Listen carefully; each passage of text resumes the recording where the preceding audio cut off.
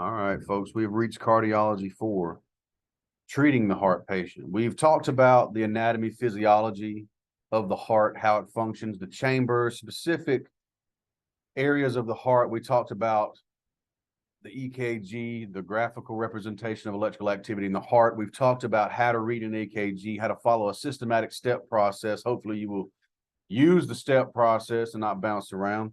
And then now we then talked about the criteria for each rhythm to be identified. We spoke about in cardiology 3, what makes a rhythm this rhythm? What makes SVT, SVT?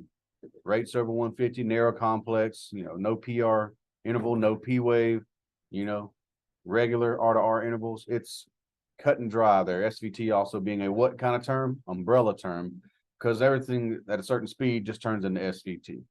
We talked about things such as junctional rhythms, atrial rhythms, sinus rhythms, ventricular rhythms, and how to identify them based on several factors that if you ask those 5 questions, every rhythm that you see, such as the rate, rhythm, P wave, PR interval, and QRS complex, you can then identify them, at least the underlying rhythm. So we talked about the heart's importance as well. What is the heart's importance in the body? It is important because the body relies on an intact circulatory system. Perfusion is what, Dabney? Fusion is fusion is how things use.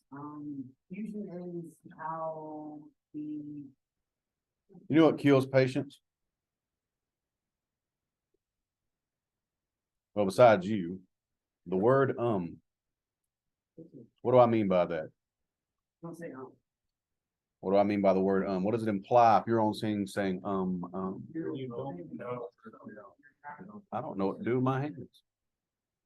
So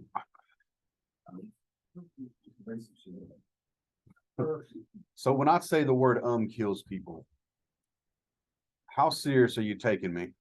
I know I keep a very light atmosphere in here.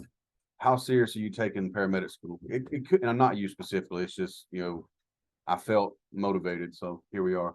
Implies uncertainty and unconfidence, and confidence can lead to misdiagnosis or wrong decision, which can lead to the death of the patient.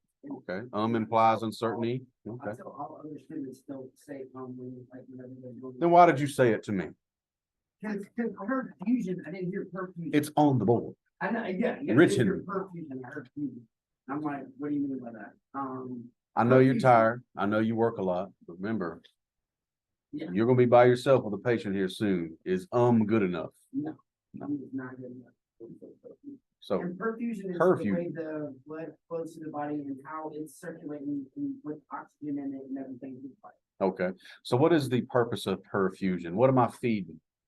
You're feeding your entire body, but you're giving your body oxygen. You're giving your body oxygen, glucose, and oh my God, and water. H2O, yeah, and water, yeah. So I'm feeding my body all those 3 things. Am I feeding the body that, or am I feeding cells that make tissues, that makes organs? Cells that make tissue, that makes organs, that makes things. All right. So I'm feeding the organism down to a cellular level. Very good. Ish. I heard fusion, that's all I heard. Sorry, it's written on the board. So for that to work, I have 3 components. The heart itself, the pump must be in good working order. Who done drove around in an old jalopy with a bad engine? Oh, some of y'all ain't poor enough. Where you from? You from Florida, ain't you? No, walk. Yeah. Oh, from Miami, huh? All right.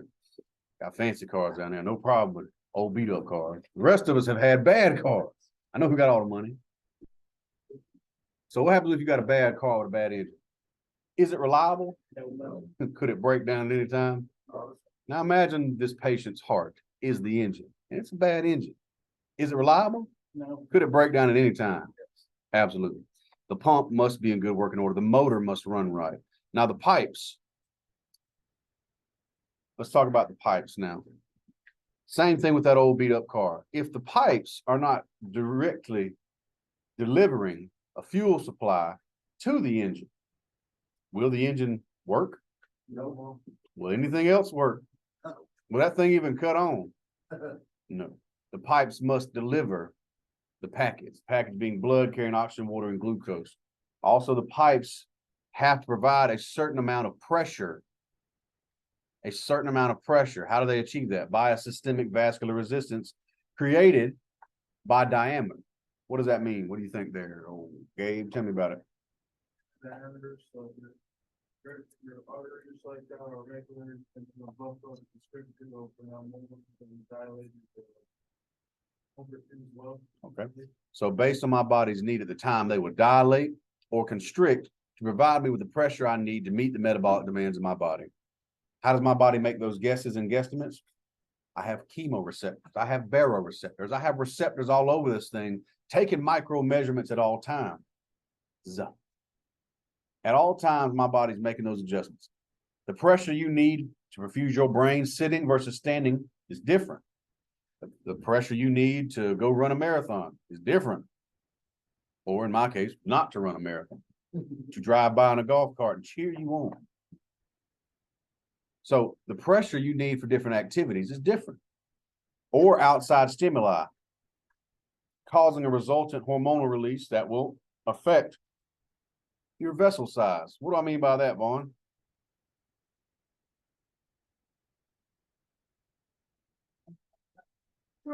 It's like you were looking me in the eye, but hearing nothing I say. So outside stimuli resultant in a hormonal release of a neurotransmitter. How could that affect my vessel size?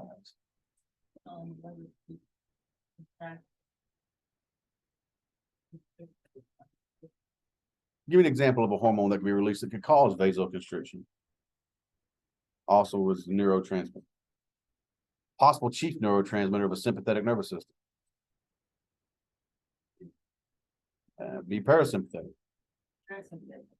So sympathetic would be norepi and epi, which would constrict those arteries, raise that pressure, cause the heart to beat harder and faster. So we have to have intact pump, and pipes have to be at a certain diameter to meet the pressure needs. Again, I give the old water hose. If I had a garden hose up here, big open nozzle, right? I'd probably get Cobb, but I could not reach Gabriel in the back. I would have to narrow the diameter with my finger to increase the pressure to reach him. Would I not? Your pipes are working the same way. To reach those perfusion goals, it takes a bit more pressure. Now the fluid, the components of the body that are actually transporting these nutrients, these molecules of oxygen to your cells, your tissues, your organs, your organ systems, the fluid has to be transporting the right stuff. So how do I lose fluid? How do I make sure I have enough fluid? The blood component. So can I lose blood in a trauma? That's the obvious one, right? Yes, I can lose blood in a trauma. How else can I lose blood or lose volume? GI, so eating some Taco Bell. I can lose a lot of fluid that way. How about burns? Is there a fluid shift occurring in burns? All right, patient could have burn shock and hypovolemia because of that. Spinal injury could do it, resulting in what? Resulting in fluid shift due to vasodilation and a drop in blood pressure. Okay. What else? What about babies that refuse to eat? Can you force them? No, but they keep going to the restroom, don't they? So that fluid level in their body can drop, and it don't take long. Elderly. They'll be dehydrated quickly. What's that? Elderly. Elderly too. Water aversion due to dementia. So they might not be drinking their fluids. Walters, drink your fluids. He missed all of it. No, you just call me old. Thank you. Good job. You get me. Cold weather, people tend to forget that how much you breathe causes a fluid loss. You get dehydrated when it's cold. Very good. So breathing, you actually do lose fluid when you breathe. The average adult loses about 1,800 mLs of fluid a day. Think about the winter time and the asthmatic. How much are they breathing? So a lot of times, when we hit respiratory emergencies and med-emerge, we'll talk about maybe hanging a small 250 bag of just fluids to replace some of that they've lost. It actually seems to make them come around and turn around quicker. So we have to have a good pump, good pipes, and enough fluid in there. Can you give drugs to make the pump work better? Yes. Okay. Can you give drugs to constrict the pipes to raise the pressure? Yes. Can you replace volume in the body? Yeah. So perfusion can be affected by you, the paramedic. Mhm. How do I gauge perfusion in a patient? What do you think there, Ref? Gauging perfusion, yes. Perfect. Skin color, temperature, moisture, blood pressure. Actually feeling a pulse on your patient. You ever met those EMTs or medics who just refuse to touch patients? Oh, it's just me. I'm the only one who's met them. No. What are they not learning? What resultant cardiac output is, what perfusion status is, rate, rhythm, quality of that pulse is, the temperature of the patient. You see, you can trust the people you work with, and you should, because you, the paramedic, have trained them, you've relied on them for a long time. But as someone who just likes to check every box, have you not had a partner or a crew member miss something? Yeah. So if I'm working with Gabriel, let's say I go pick up a shift on DeKalb's ambulance thing or whatever situation, or he comes to G Unit, actually even better. He comes to work at Grady, and I'm like, I'm gonna pick up a shift.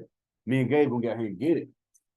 Even though he would have a certain level of respect for me as his instructor, even though I have got nearly 15 years of paramedic experience, I would expect Gabe to respect me and the patient enough to come behind me and check. And I would do the same for him, not because I was his teacher, not because of I don't think he knows what he's doing, but because we have a system of accountability. How many times do I check a drug before I give it? 1, 2, 3. It's just a system of gateways before that drug reaches a patient's body. And for us to have the most optimal patient care, we have to verify and confirm and base those treatments we do off of those assessments that we've made. So one of the best partners I ever had at Grady, I trusted him. I'd ran with him for years. His miss on a blood pressure caused me to almost miss a patient who was having flash edema. What you got, buddy? So he gave me a blood pressure reading that was false. And it was false because he I don't know, I guess he didn't feel like fighting with the patient to get because they had like 10 layers of sleeves on, and he just put it on over the sleeves and like, is that accurate? No. So he gave me the blood pressure. I wasn't paying attention, and I'm like, I'm doing some notes and stuff, and the patient's starting to get worse. I'm seeing that he left the blood pressure cuff on. I'm like, this guy's got 10 layers on. We're driving down the road at this point. So at this point, I then take the layers off painstakingly and get a blood pressure. And I got 130 out of 120 out of my partner. But when I took the blood pressure, it was like a 240 over like 130. And going back and listening to the patient's lungs, there's a lot of congestion. Going back and patients complaining of chest, they're having a CHF exacerbation. They're having flash pulmonary edema. They're flashing right now. So the heart's under such great pressure and it's failing actively that the blood that's trying to go through the left ventricle is backing back up into the lungs. Flash means fast, quick. Normally pulmonary edema can happen over time. This one's happening right now. So again, the blood pressure was a giveaway, the wet lungs and stuff. But if I had not have gone back and checked and saw and looked, I would have missed it. So that patient got, of course, the nitro, and then of course the CPAP was extremely helpful. But by the time I had barely gotten a signature and gave a report when they were RSIing and intubating this lady. That could have been bad though. The CPAP and things bought her the time she needed. What you got, buddy? So the blood pressure, the stage of the activation, you have 150 over like 90. It ain't got to be super high. It just has to correlate with the other symptoms. She had chest pain. She had wet lungs. She'd had no history of CHF, but she was like, what's that?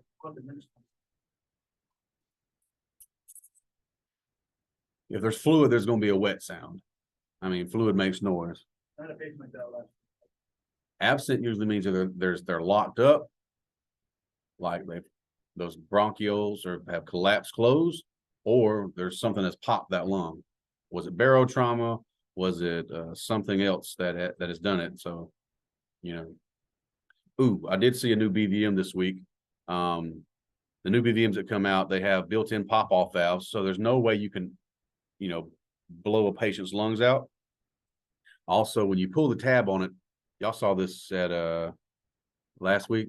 So you pull the tab on it, it's got a blinking light and it blinks every 6 seconds, so you know exactly when to squeeze. So you know when to squeeze the bag. It also has a built-in peep where you can adjust it with your fingers. Like, pretty neat. Huh? Sort of, yeah.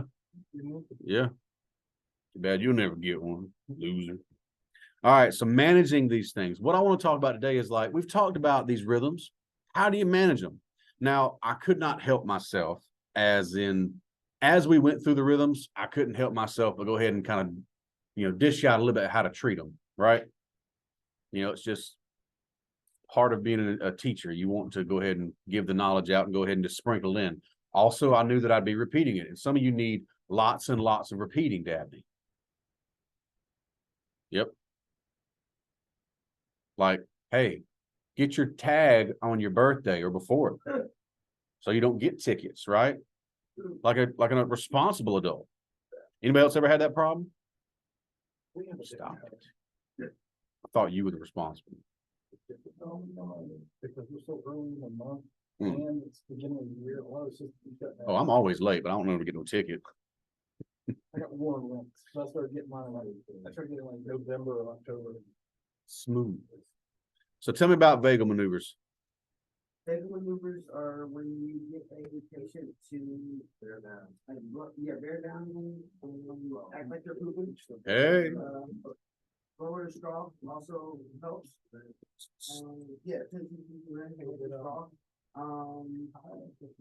Yeah. He's good. Okay, so the ice maneuver, if we're going to throw ice or cold water on a patient, it mainly works better for babies. That's the mammalian dive reflex. The mammalian dive reflex. If you put that cold water rush on the patient, it'll stimulate them to Brady down as a reflex of diving. Now, vagals, though, is using the 10th cranial nerve. That's your vagus nerve. And it releases acetylcholine. So how do I remember that? You ever been to Vegas? Me neither. I'm too poor. I've had poor running engines. I'm not from Miami. So a pair of aces in Vegas. Now, how do I write the ace? Let me go over here so you can see it. Either 1 or 21. No, 1 or 11. A, C, N. Now, aces is spelled weirdly because it's staying ACH, like acetylcholine. Can y'all see that? I can understand. Whatever, I guess. Yeah, aces in Vegas. So what does that mean? It means there's acetylcholine in the vagus nerve. You stimulate the vagus nerve, it releases acetylcholine, which will do what? So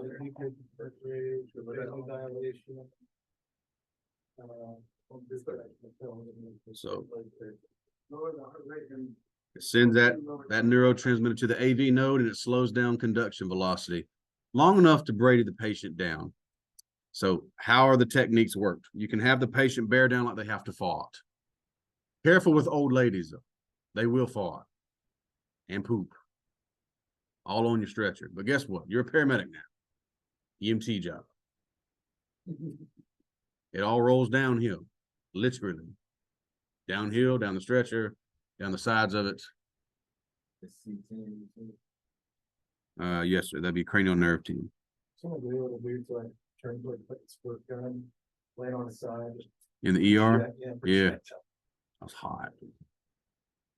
So next we have what's called the Valsalva maneuver. Have them blow into a syringe. I have a note for the firefighters here without the needle. Why did I put that there? Do you think there's a reason? You think there was a student one time that's just smart enough to try and have somebody blow into a syringe with a needle on it? They worked where? They worked in Atlanta. Probably. So I don't want to hear it on camera. So that's the Valsalva maneuver. What other techniques? We talked about the abdominal push, squish on their liver a little bit, and them pushing against you can drop it. The tilt test, what's that one? Tell me about it, Dabney. I don't remember the name. But you get a patient and you keep them back. You yeet them back. And it's supposed to lower their blood. It's supposed to lower their heart rate. What if they're like the size of Shamu? And you're not eating them back. You're not. Yeah, that's not good.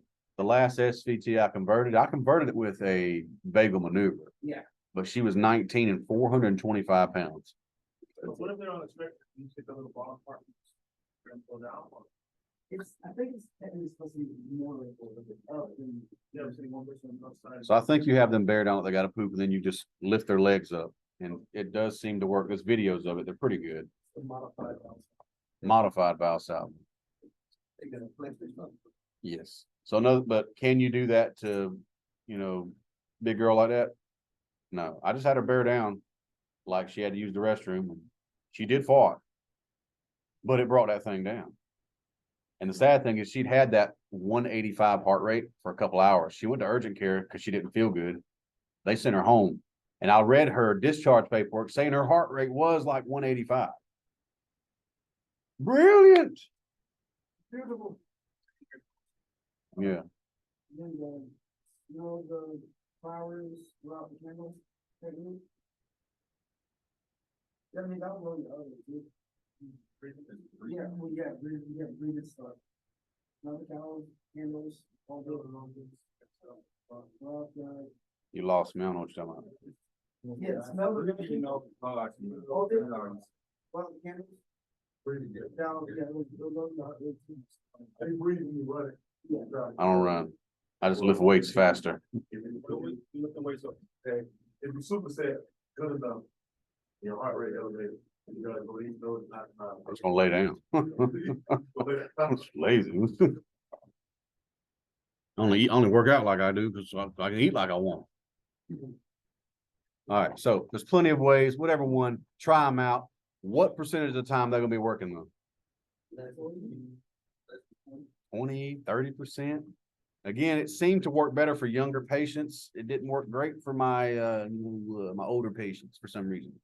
Now, stimulating a patient who has dropped off into, let's say, a VFib or sudden cardiac arrest in front of you. What if you ain't got no pads? Davide, tell me about it. Pericardial pump. You mean the precordial thump? Sure. Will you drop the hammer blow on them? Yeah. Yeet. So how does that work? You really just punch them off in the chest. Oh, you think he's dying? So it should be. You have tools to be able to get your heart beating. So we're gonna hit them in the chest, and hopefully it can cause a depolarization within the heart.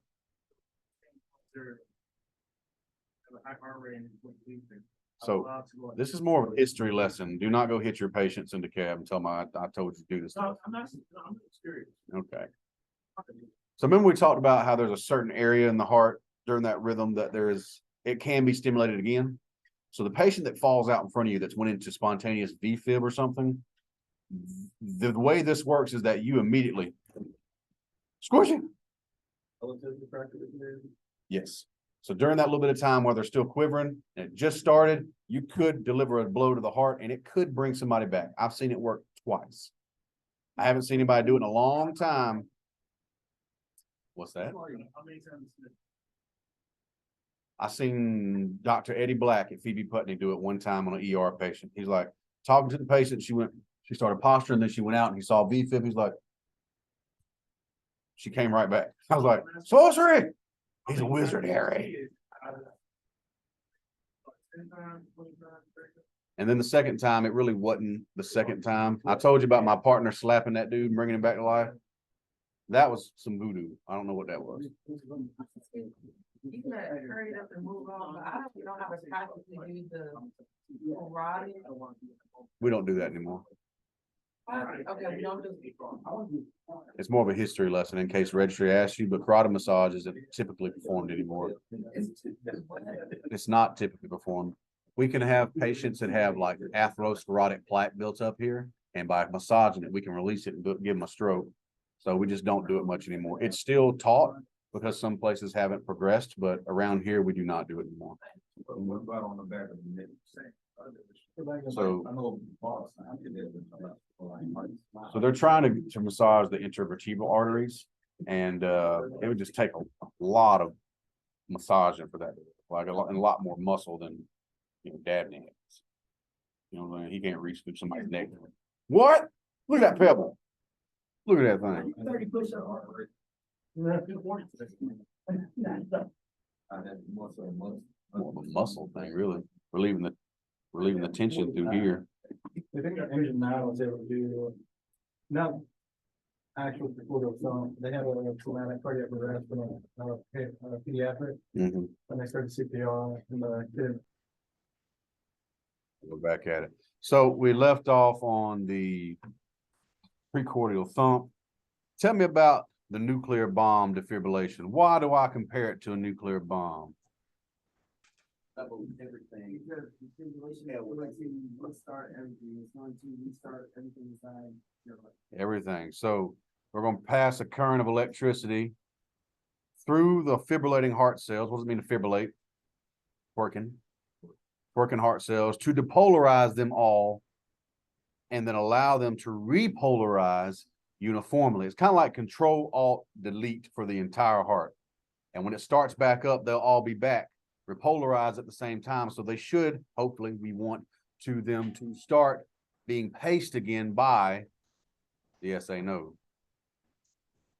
What two shockable rhythms do we have? We have VFib, pulseless VTAC. Will VFib have a pulse? No. No. I'm sorry. Why not? Because ventricles aren't really pumping, The ventricles are not pumping, quivering. they're quivering. His is like a car in a manual car that's sitting in.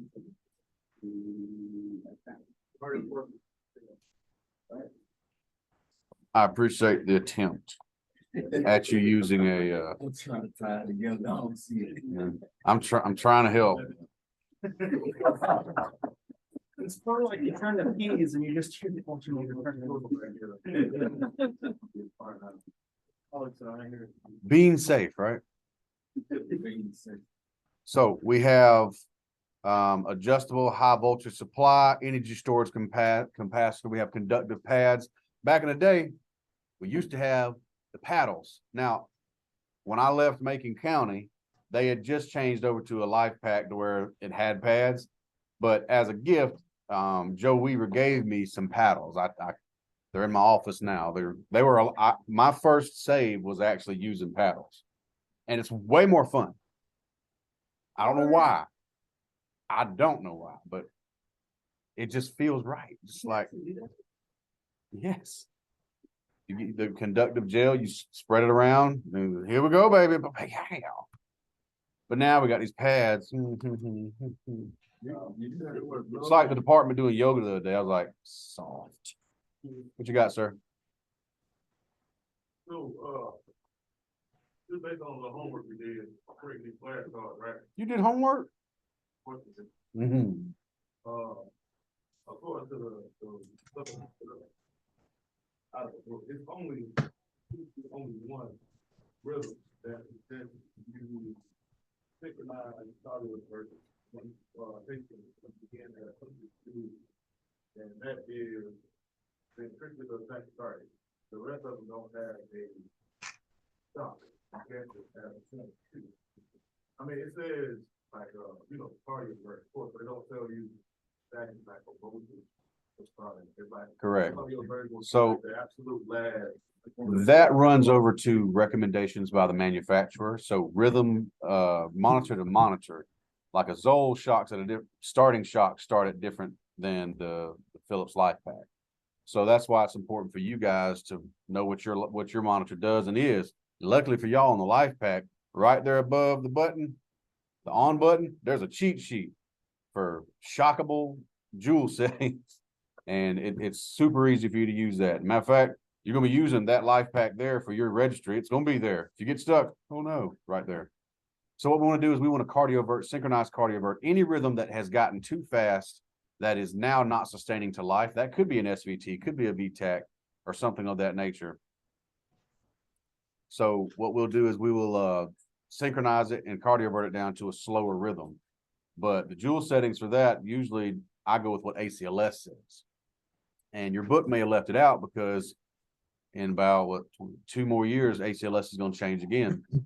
So a lot of times it will just have a generalized, hey, for this shop, for that, don't. Or here's my recommendation for that. But we're going to go off of what ACLS says, because that's what you'll do in the field. That's what registry will test you over. I always like to start off at 120 joules. I don't want to do it twice. So it's a big setting. It should knock it out. Normally when you pop the heart one good time, it'll chill out. It don't take much. Make sense? What you got, sir? So, the ACL is not required for, that monitor and Zols, because those are biphasic, so they only go for 200 volts. 200 volts. So the ACLS guidelines are written so that whatever you're using, you can like be successful at it. Oh. Like there's definitely recommendations, but again, a lot of that could be lost to friction lost in the tissue. So when we say 150, are they actually getting that, or are they getting like 120? Mm. You know, that's why we have to cardiovert or defibrillate in a stepwise fashion. Okay, 150 didn't work. Try all 200. Or 200 didn't work. Let's go to 260, 300. You know, so anytime we start somewhere, you can start low and work your way up. That makes sense? It's just like the drugs, like you start low, work your way up, with giving people different drugs and stuff. Yeah. Yeah. No. No. All right, so you will run your first arrest and you will get to push the button. Who's never defibrillated before? Well, you're a training center boy. Of course you ain't done anything. It's fun. So watch the- Never defibrillated. That's the button. Yeah, you know, first button. They won't let you push a button. How do you learn if you don't do On a life deck or AED or in general. any? Oh yeah, I can lift people up before it's fun. It But is. here's the thing, it's so many people on scene, everybody has a job. I'm usually the RV girl. It's just the way it happens. I never get to. You gotta put yourself. Few short months. No, I mean, I'm saying, it's just, Hey, I got it. especially if you're not the first. Yeah, one. that's how you feel. If you're not first in. Worse. You're doing other things. I got the cardio for somebody at work, but Jules here, my partner was just like. push So- it. I thought kind of like polymorphic just because of that. All right, so here soon, if you've been the left out, you will be the paramedic soon. And I hope that if you've got a newer partner or an EMT student, that you'll be a better steward of their education than what's been done to you. But I don't mean they do everything, but you guide them, and like if they've never pushed the button and defibrillated, let them push a goddamn button. Think how much joy they'd get out of that, and how much learning of experience they'll get out of it. Yeah. That's how you learn. Our field has a standardized curriculum. It has a national registry where it's a certification that says you got a certain competency, but honestly, there are certain things I cannot teach you. I can theoretically, verbal spar over them, but can I actually teach you? No, the streets have to teach you this. And therefore, you will have to learn a lot of things on the job. We'll talk about it. We'll play in here, but it's not quite the same thing. So I hope that you are better stewards of other people's education than what's been done to you. So if you've never defibrillated at this point in your career and you're in paramedic school, that's sad, because most of you are experienced at least a couple of years. I think the lowest we have in here is like a 2 or 3 year EMT. And every one of you works a 911 system somewhere. You should have done some things. Honestly, I'm recording, so I'll say this because I mean it. Honestly, a good medic will probably let you do a couple things under their tutelage and strict guidance that maybe you shouldn't be doing. But again, you're in paramedic school, that's how you learn. And that's just being honest. I mean, I am recording, but I'm not gonna lie about it. If I had a B partner, I would make sure they knew how to start IVs, because what about my hands? My hands are tied up in an airway right now. What are you doing? Okay, you got vitals. What else can you do? Some stuff I need you to do. So we talked about the cordial thump. We talked about vagal maneuvers. Now let's talk about the smart bomb. So a synchronized cardioversion is not quite like a defibrillation where it's an atom bomb. It's going to blast everything. What's the smart bomb do? Controlled form of defibrillation for patients who have organized cardiac activity with a pulse. And these rhythms are going to do what? They're going to be something that's too fast and the heart can't refill. So we're talking about perfusing VTAC, paroxysmal SVT, SVT, rapid atrial fib, rapid atrial flutter, or anything that's too fast and deadly for the patient. We sync it up. Why do I sync it? What do you think there, Chris Knott? Well, I'm talking about cardioversion. Sync it. I want to hit the exact point in that electrical phase that I needed to, so I can cardiovert and not defibrillate. What happens if I cardiovert? Scratch that. What happens if I defibrillate and not cardiovert this live patient? I will probably stop their heart. Very much so. So synchronization is important. The smart bomb has to be accurate. So we have defibrillation. Interrupt everything. What slide is that? 436.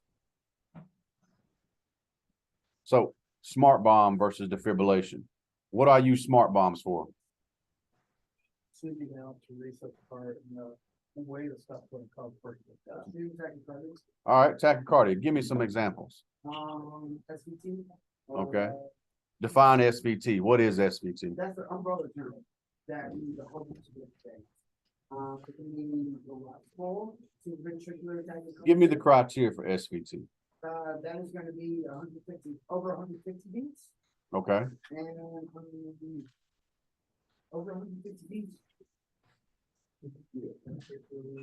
Yeah, ventricular rhythm is going to get your ventricle pumping.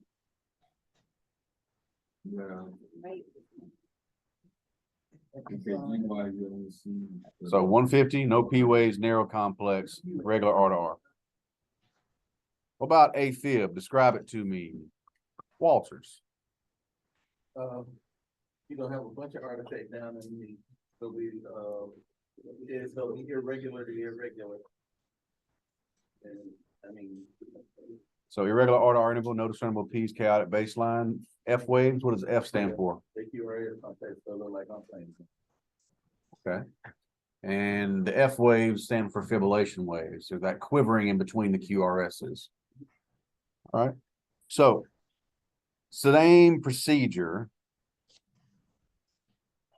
as defibrillation. You put pads on. You can sedate if they're conscious. You can sedate if they're conscious. Now, if they're about to circle the drain and go to heaven, go ahead and cardiovert. But if you have the time to give them a little loving, give them a little loving. Just a bit of Versed, take the edge off. This is about to hurt. It's going to be a donkey kick to the chest. Shall not be pleasant at all. So what is the difference between pacing, cardioversion, and defibrillation? What is pacing? Pacing is in MA, which is milliamps. Is that right? Milliamps. Yeah. And everything else is in joules, but cardioverting is in joules starting out a lower joule setting than the straight shocking somebody. All right, so we've got pacing being a much lower electrical setting, but it can pace the heart, change the rhythm of the heart. It can give you the ability to control the heart rate. Cardiac output is determined by heart rate times stroke volume. If the rate's too slow, I can take over it through the skin via my cardiac monitor, and I can control that patient's rate. We need to start around 75 to 80 beats a minute per American Heart Guidelines. 20 milliamps we start with, increase by 10 every 10 seconds until we achieve what? Electrical capture. That means that pacer spike has caught the butt end of that QRS complex, and then we see the rhythm take off at a speed, which is what we set, 75 to 80. Now, how do I know it's actually working? What do you think? Check for a pulse, mechanical capture as well. Because it may say on there that electrically it's flowing at 80 beats a minute, but if it's not capturing and causing the cardiac tissue to engage at the same speed and contract and produce a pulsatile wave, then it's not actually working. Again, pacing doesn't work for all patients. Can you pace dead meat? No. So pacing works about 45% of the time. What is your next option for a Brady rhythm if pacing isn't working? Either dopamine or All right, dopamine or epi. What is your dose? 5 to 20 milligrams of dopamine per kg, and mics. All right, 2 to 20 mics per kg. Dope epinephrine is what? And 2 to 10 micrograms per minute. Very good. That's it. Leave it there. Perfect. Do nothing else. All right, micro drip set. What does that mean? Micro drip. That's the 10 drip set. Each group does it, it's smaller than a macro. I like it. Let's talk about chest pain. At this point, you should be able to slowly meander your way through some rhythms. So this afternoon, after this, we're going to pull up another lecture PowerPoint like you've seen last week. We're going to play with some rhythms. So chest pain is not always caused by a myocardial event. But if a patient says chest pain, how do you know it's actually chest pain or not? Because it could be a PE, it could be a pneumothorax, a spontaneous pneumo by a tall, skinny guy that smokes cigarettes, right? Could be pneumonia. It can cause chest pain. How about pleurisy? You ever had a coughing fit? You've been coughing for a couple of days and your chest just hurts? Yeah, it's irritated. It's not all. You ever went and had a whole bunch of buffalo wings and like, God dang, my stuff hurts. This is it. This is how it ends. That ain't y'all. Like I thought it was the end one time. I'm like, let me see if this Maalox helps. Oh, it went away. I drank a soda. It went away. I'm like, oh, I gotta eat some celery. Using political findings. See, that's what I did. I ate the celery after the wings. Health balance. There you go. You got a question, Lauren? Yes, paramedics told me that if the chest pain is reproducible, that it's not cardiac in nature. How often is that true? That's what I've been going by, but I realize that's wrong now. Let's not call it wrong. Let's take it as a diagnostic. Like you've probably picked up somebody that said chest pain, but you were probably pretty sure that it was not actual cardiac in nature. And reproducible chest pain is probably like, let's say Gabriel gets ticked off at Walters up here and he just punches him in the chest. So Walters will probably have a bruise and be sore there, right? If I can go and push on that and make the pain reproduce itself, it's probably not the heart itself. It's probably just the muscular tissue or the lack thereof, because he can't do 50 push-ups of his chest, right? 49 and a half. He almost got to 50. So, but for me and you, can we take a risk that this isn't real chest pain and cardiac in nature? Not when we got an EKG. EKG is only accurate 47% of the time. So not all patients having a heart attack or an MI will show EKG changes. If you only work half of it. You know, that's another question. Okay, no. So Anyway. STEMI is an ST elevation MI. Non-STEMI is a non-ST elevation MI. There's silent MIs where they don't even have chest pain. Women, diabetics, and the elderly all cannot show chest pain signs. They might have weakness, shortness of breath, or just feel tired that day. The only real way to see if somebody's actually having a heart attack is blood test. And since we don't do that in pre-hospital, if they say chest pain, my advice is to run it like it's the biggest MI ever. And if you're wrong, you're wrong. What did you waste? Here's like 4 aspirin, whatever. Your blood pressure was high anyway. Enjoy the nitro. Right? I'm saying, did it hurt anything? No. It was. It may have sounded like overkill to some medics, but that is possibly just them wanting to get out of work. But 9 out of 10 times that'll be the case. Nothing there. But I've told you about the guy that I ran. I picked him up every week. He just wanted to flirt with nurses and eat a turkey sandwich with mayo. Now the boy cried wolf. He cried wolf. But one day, I felt in the atmosphere something was different. You know, you just feel things. My spidey sense was tingling. He looked different. His presentation, his body language, the tilt of his eyes was different. Now, he did produce EKG changes. When I put him on the monitor, I did a 12 lead. I gave him the aspirin, I didn't do anything different. Aspirin, nitro, IV, blah, blah, blah. He was having a big OMI.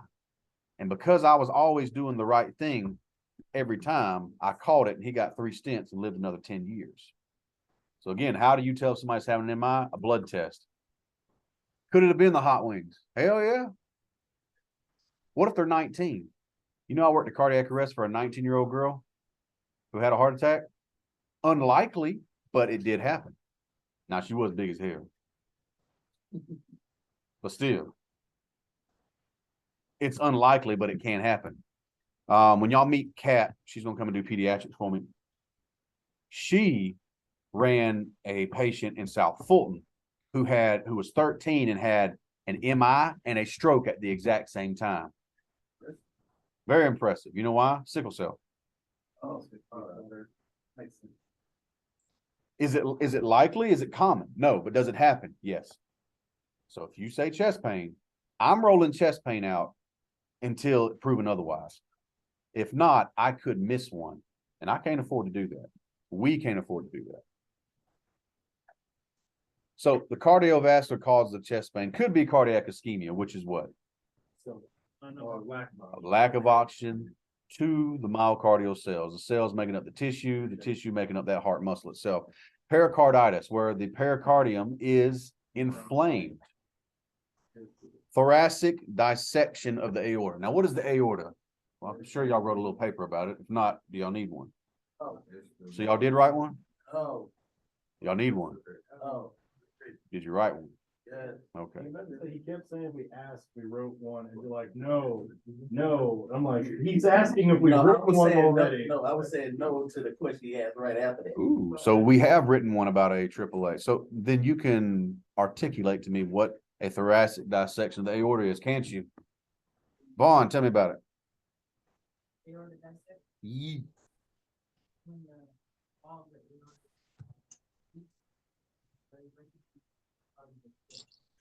Okay, that tear can cause a bulge and a actual splicing of that tunica adventitia, and their blood can leak out.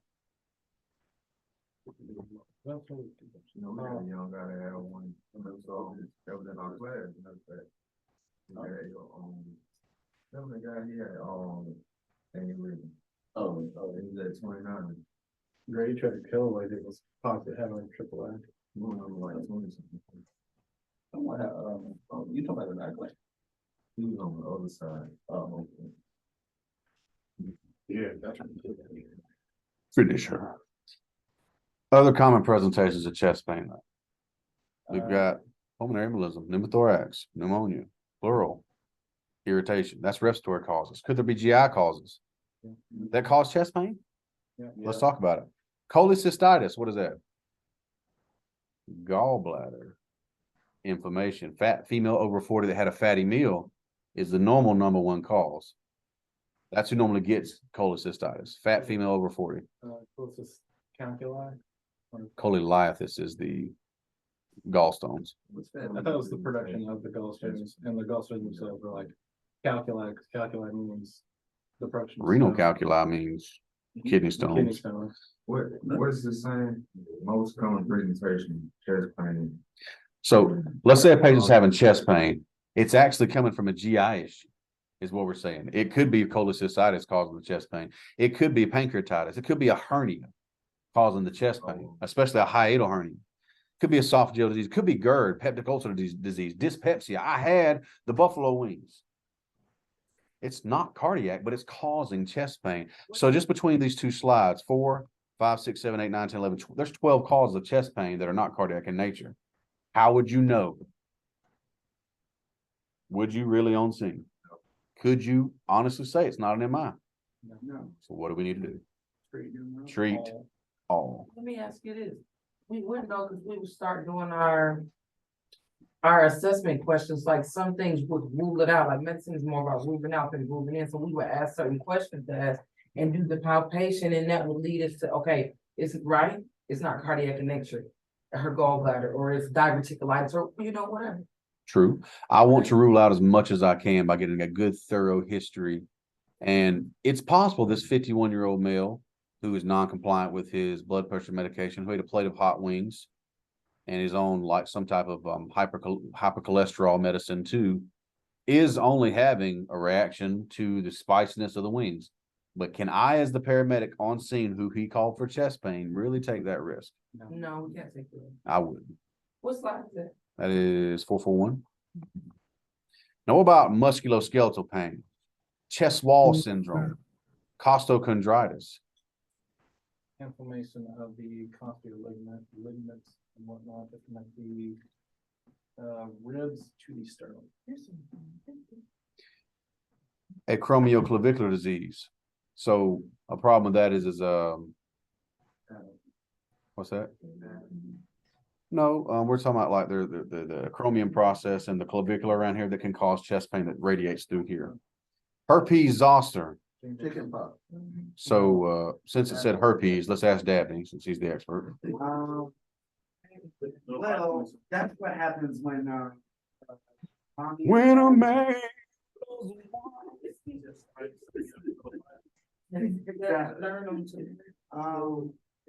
that's just shingles, but it's a herpes virus that. So if you've had chicken pox, you've already got it in you. They do make a vaccine for it, but they don't normally give it out to people unless you're over like 60 or something. Anybody ever had shingles? A version of shingles, it's terrible. Not pretty. I had it at 29 Damn. due to stress. And it's, I tell you what, they gave me some steroids like that. And it reduced the inflammation in my body. Like I was in there deadlifting like super hell. Like I ain't done this in years. This is nice. False. It hurt later. Because it follows the nerve pathways, and that's why usually herpes zoster in itself follows the nerve pathways. That's why it usually only affects one hemisphere of the body versus it covering. Actually. That's a. I felt very fun. Thank you. Yeah, like you paid to be here. Nah. How about chest wall trauma? Can chest wall trauma do it? Yes. All right. And tumors. So the crux of what we do though is that we suspect acute coronary syndrome, ACS. I mean, it could be herpes zoster. That would be easy because there should be like a little red line running around. That could be it. But could I rule out that's just pancreatitis? Could I rule out that it's not a PE? It's hard to catch those things in the field. So what about acute coronary syndrome? So the spectrum of acute coronary disease ranges from ischemia, injury, and infarct. So myocardial ischemia is simply the lack thereof of oxygen to the tissue. Doesn't have enough, and it can produce all kinds of signs and symptoms like chest pain, like EKG changes, because again, air, water, electricity will all follow the path of least resistance. And then of course it could produce irritable ventricular meat, which would produce what? Ectopic foci. Give me an example of an ectopic foci. Let's hear from, not you, Wrath. Shut up, you're not Wrath.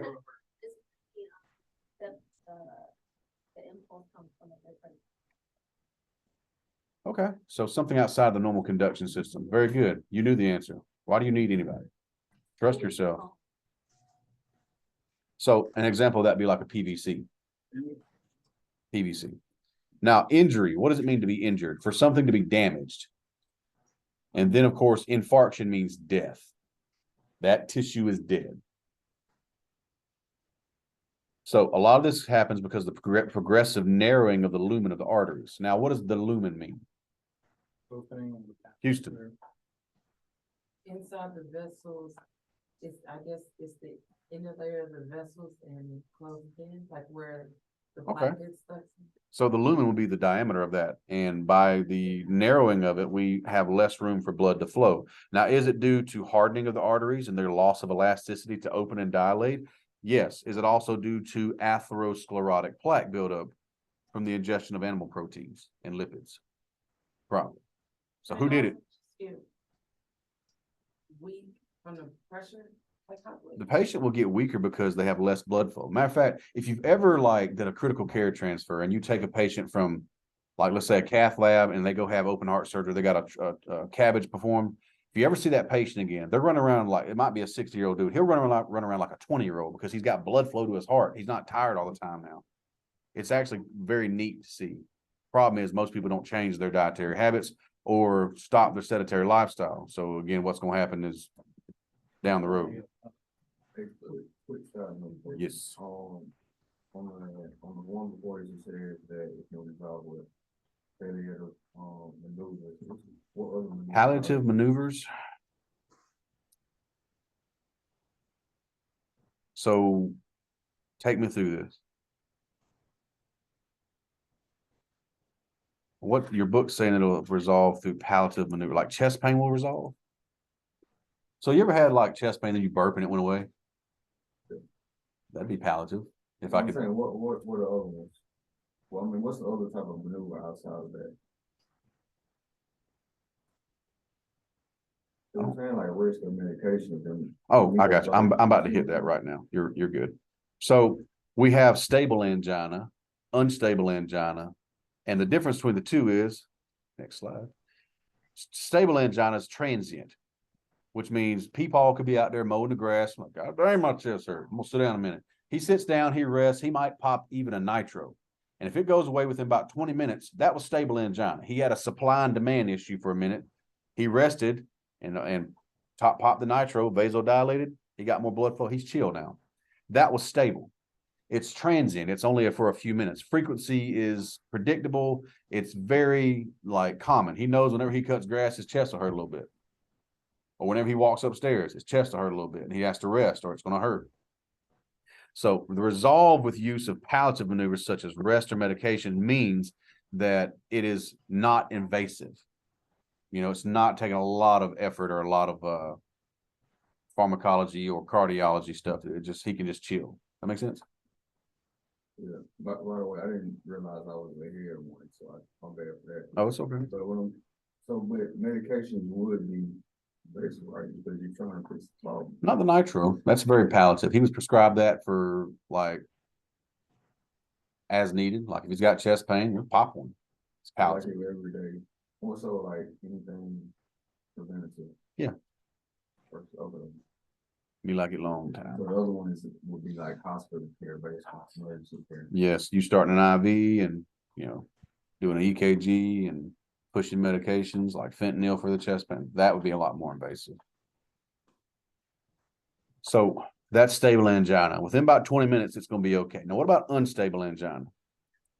Even with breast, Even with rest, they could be sitting there watching TV and their chest will hurt. It's unstable because it lasts longer than 20 minutes. Nitro and rest and nothing helps.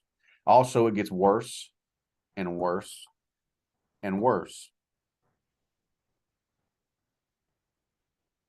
I don't know. How would you know? Would you read a comic book or something? No, it sounds like Spanish extends. Yeah, crescendo, You know, Latin is derived.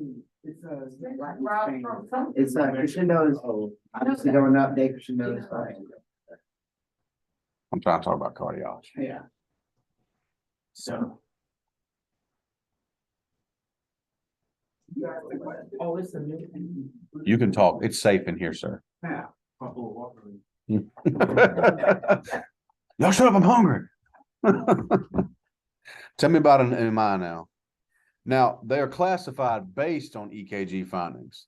So a non-STEMI myocardial infarction versus a STEMI ST elevation myocardial infarction. What is the difference, do you think, Mr. Walters? One of them was sitting on a 12 lead, the other one won't be, both of them result in heart muscle and you canceling critical. Okay, so one will produce EKG changes, one will not. So not all MIs produce EKG changes. Have you met medics that base their entire theoretical treatment or any treatment on, well, his heart is fine. I don't see any problems on this EKG. You're not having no heart attack, you lying skank. Like, Have we not had that conversation all morning about how you really can't tell unless you got a blood test? So what's that medic doing? Trying to play God. He's playing Paragod. Because again, you don't have the capability to really tell. Can I subjectively qualify someone else's pain?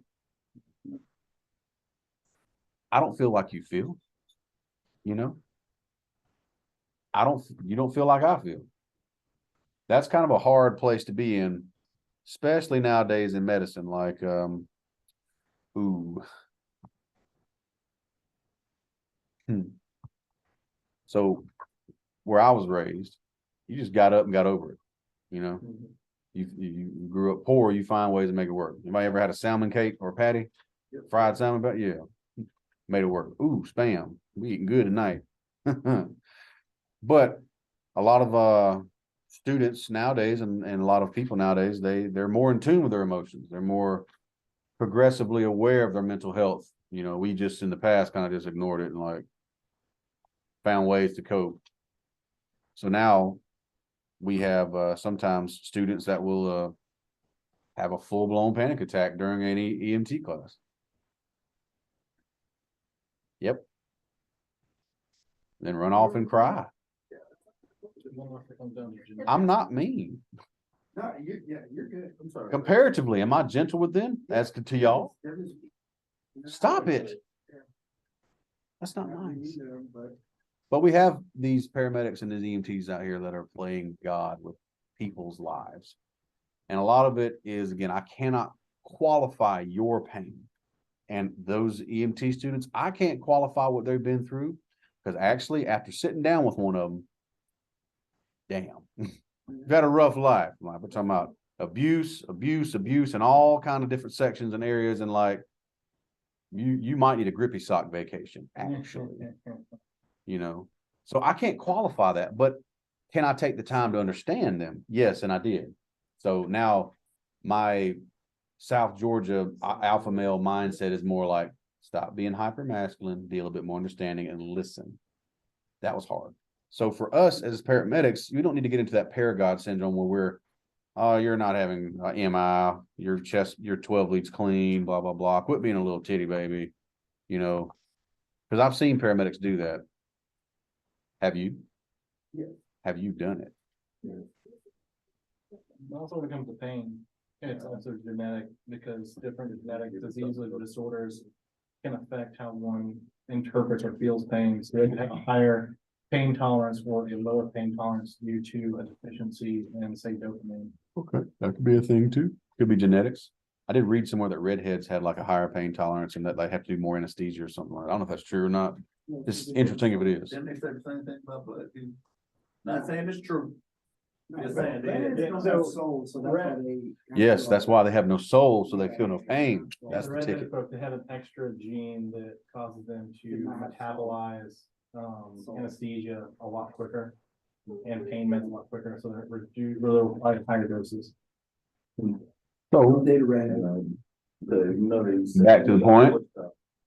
If a patient is saying chest pain, run it like a chest pain. Now, acute myocardial infarction, let's talk about what does the term acute mean? Does it mean it's really nice to look at? Like, you're acute. Sudden, strong.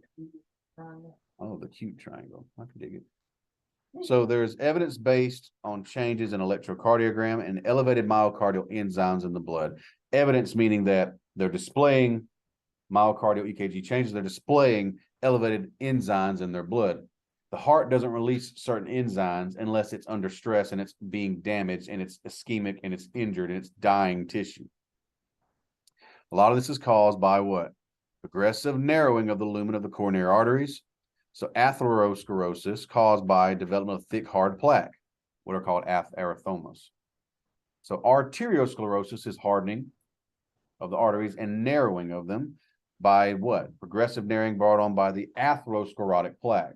Where do we get that from? Animal fats. Bojangles, McDonald's, animal fats. Poor genetics. Genetics does play a role, but can you outwork your genetics? Yeah. Can you eat correctly and mitigate a lot of those circumstances? Sometimes. There are some folks who, yeah, like, I got slow metabolism. No, you have a fast fork. Or you just eat the same chips and mom with. Do we not pass down things like that? We could talk about passing down genetics, but we also pass down techniques, how mama did it. Also, we pass down trauma. On my mother's side over there, there's a bunch of them that are cut from the same cloth. They all got pregnant around 15, 16, and most of them ain't even got a GED. They grow pot in the back field that they have, they all smoke, drink, and nice people. But just like they're all like I can see where it all came from. What about If it's something you can get rid of, you can. that more so genetic versus a condition that you was raised in. Yes. So here's an example. My mother comes and stays with me sometimes. She'll visit for a couple weeks and go back to Florida, blah, blah. She wants to come spend time with grandkids. So I cook with like olive oil and like coconut oil. What do you think she cooked with? Butter. Butter, Crisco. I'm gonna say this bacon fat. I mean, it's good. I got 2 jars of bacon fat at the crib right now. I got a little tub, but I'm just saying she passed it down because it does good. I'm gonna go ahead and cook the eggs after the bacon. You don't try that? Yeah, so you get So I get that bacon flavor. You cook the eggs in the bacon grease. That's what I just said. So I cook the bacon first, then I throw the eggs off in the pan with the grease still in there. Where did I learn that? Oh. Mama. And grandma too. You want a biscuit, baby? No, I got enough, but I'll take one. I'm starting to look like a busted can of biscuit because of y'all. just opposed to certain diseases, like, one person that she eats nothing but baked chicken, salad, and nuts, and she's dealing with bad cholesterol issues and increased magnesium levels. She's like the healthiest person to the point where it makes me sick, and she's dealing with bad cholesterol.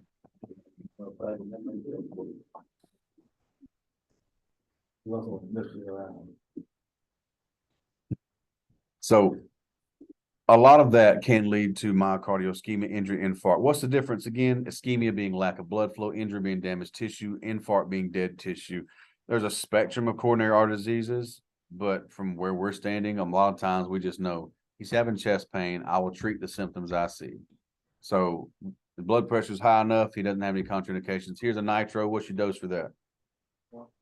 All right, 0.4, max of 3. Sublingually. How often can I give it? Every 5 minutes. Now, what am I checking before and after each nitro? What should I have before I give the nitro? An IV. So what should they not be on? Walters?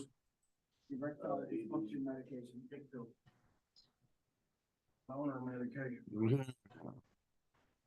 There it is.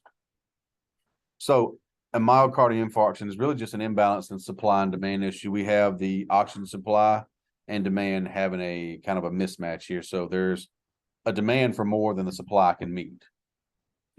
So a thrombus will generate, or could it be an emboli? What's the difference in a thrombus and an emboli?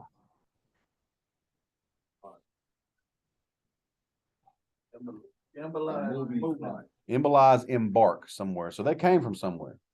Thrombus just forms where it was at. He built up time, he's just built up where he was started at. I was plaque, build up the clot so you can die.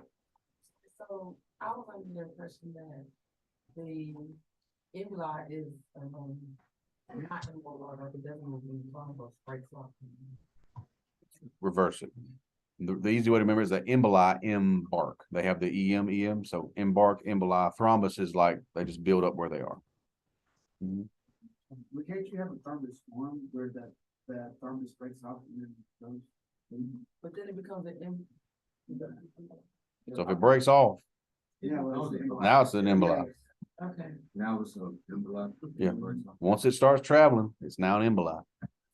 Think about the patient with DVT. At the airport, y'all run a lot more PEs than anybody, probably strokes too, because Meemaw sits on a plane for 12 hours and she ain't got her old butt up and walked around like she's supposed to. And she stands up finally, and what breaks off? Piece of that thrombus. Now it's an emboli. It's going to travel somewhere. What kind of let's roll the dice you want? A heart attack, stroke, or a PE? Why not all three? Take care of it.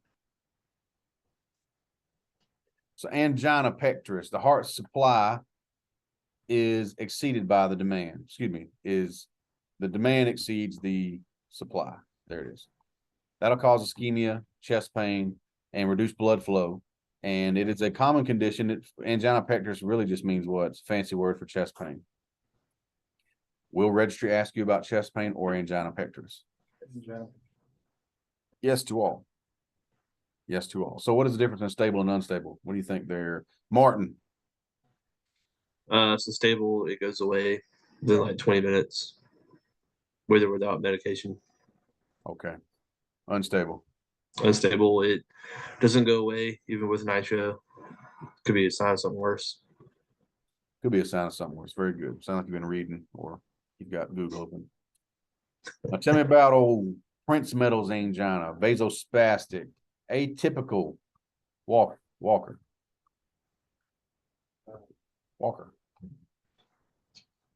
Oh, you heard that. Tell me about Prince Meadows angina. Prince Meadows angina. You from Miami? You don't know what Prince Meadows angina is? Comes from crack, cocaine, and cocaine accessories. So basically, that sympathetic stimulation can cause those coronary arteries to do what? Snap close, like all play and all. So that's it. Very much. Cocaine-induced heart attack. It spasms those bastards close. And whether you have got a clot there or a snap closed spasm, blood flow not getting to the heart will cause a supply and demand issue. That's why we're here. Prince Meadows, vasospastic. Those will be the names that registry throws at you. Cocaine-induced heart attack sounds good, easier for us all to understand, but again, the registry won't say trouble breathing. They're going to say dyspnea. Basically, yeah. Cool. Have you noticed that a lot of the things we're talking about have 3 or 4 names? Sorry about that. I didn't do it though. I'm just telling you about it. Let's take, for example, the second degree type 1, Mobitz 1, or the Winky Bach. It has 3 names. I cannot tell you which one the registry is going to ask about either, because it could be 1 or 3. And like, matter of fact, I remember seeing a question about a Winky Bach. Like 5 questions later, I saw a question and the answer was Winky Bach, but they had it listed as second degree type 1. Sneaky. That's a Winky Bach, but it's also a Mobitz 1 and a second degree type 1. Don't let them fool you. Be prepared. Remember what Scar said.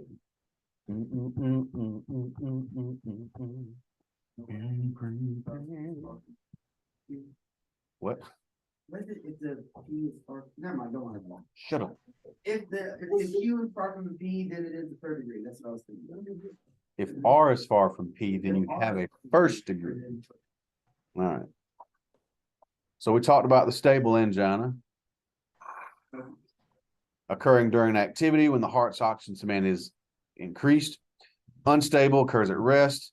Now, this is not a self-limited disease. It could be from underlying coronary artery disease. Now, what is CAD? What does it come from? 2 things we talked about earlier. Come on. Arteriosclerosis and atherosclerosis together make CAD. What does it mean that it's usually progressive? It's going to get worse. It's going to crescendo. Remember that thing we was talking about earlier?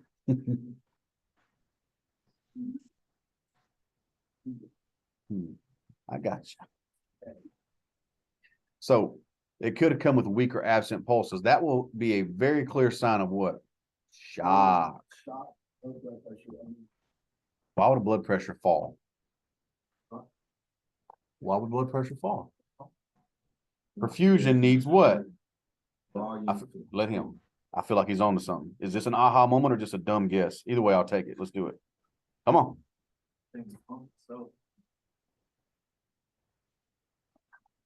Could be dying. The pump could be dying. So perfusion affected by the pump, the pipes, and the volume. If the pump dies, the patient's perfusion will drop. Is he smarter than he lets on, or is it just a good guess? I don't know. We'll take it. Good job, Hammer. Or he listens. Who knows? Perfusion is required to have pump pipe volume. During a MI, the pump is trying to die off. It's trying to, as a friend of mine says, cancel Christmas. Shout out. So they are losing the engine in that beat up old car. So your job is to intervene. Your job is to intervene. So changes in skin color, temperature, moisture, lower blood pressure. These things are signs that the patient's now entering a shock. Shock is hypoperfusion. What causes shock? If I stab you, you lose volume, hypovolume.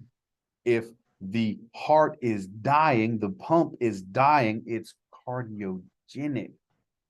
Cardiogenic shock secondary to a myocardial infarction, actually.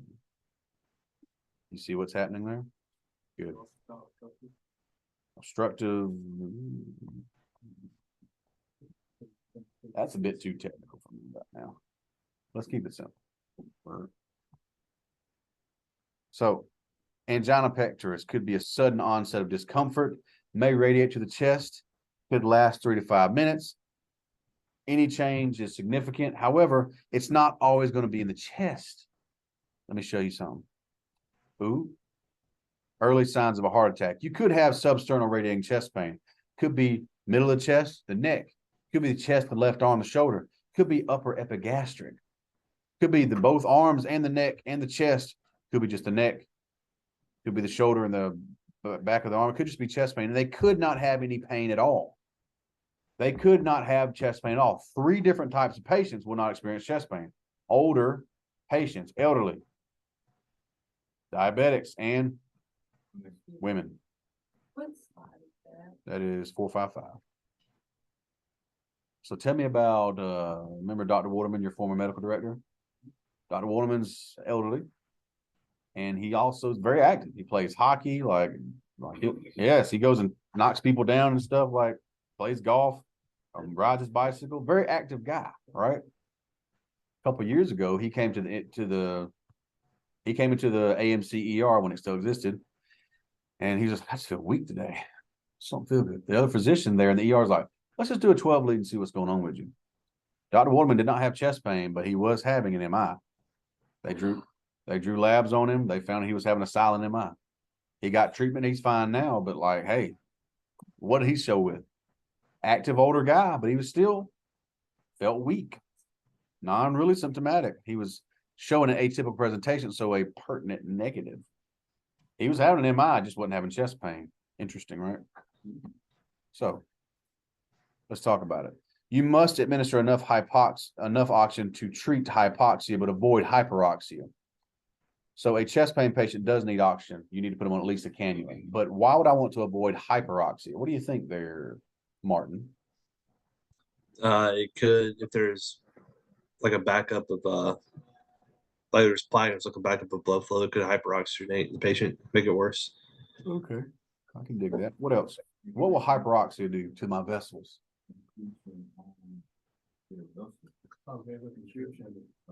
Hyperoxia will squish those vessels. It will cause vasoconstriction. So let's say I got a clot here, right? Boop. There's like this much room now, right? What's going to happen with that hyperoxia? Squish it down. So now that little room I did have is gone. So we're going to avoid the 99, 100% O2 sap. Let's look for a 94 to 98. Keep it there.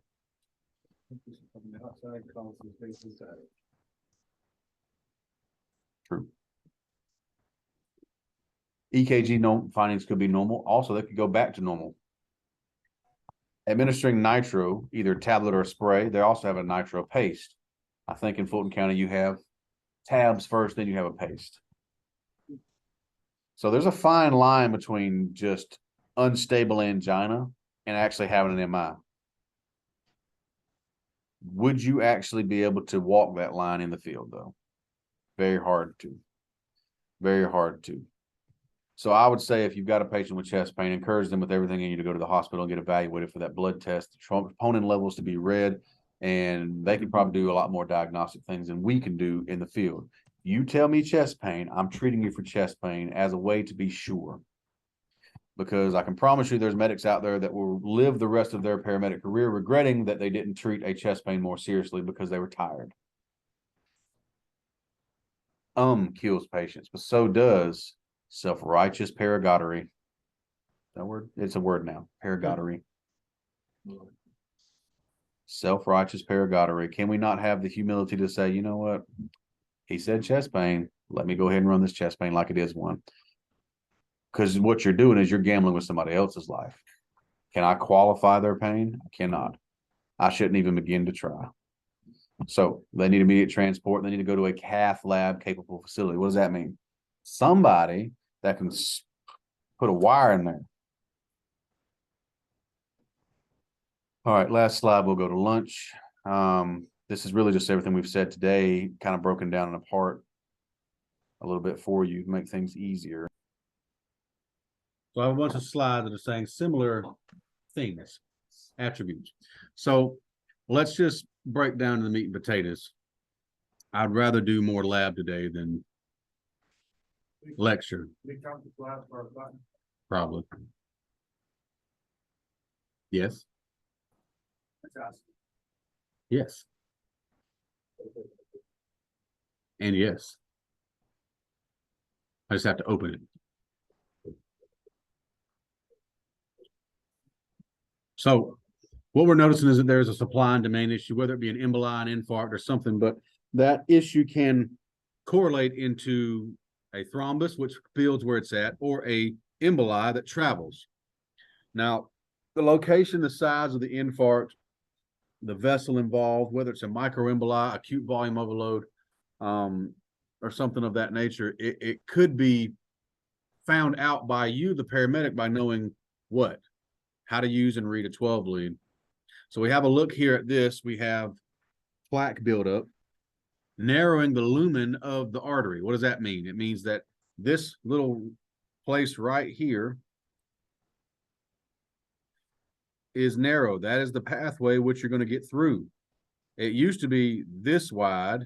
Now it's only over here. That a little bit amount of information, that little amount of highway there.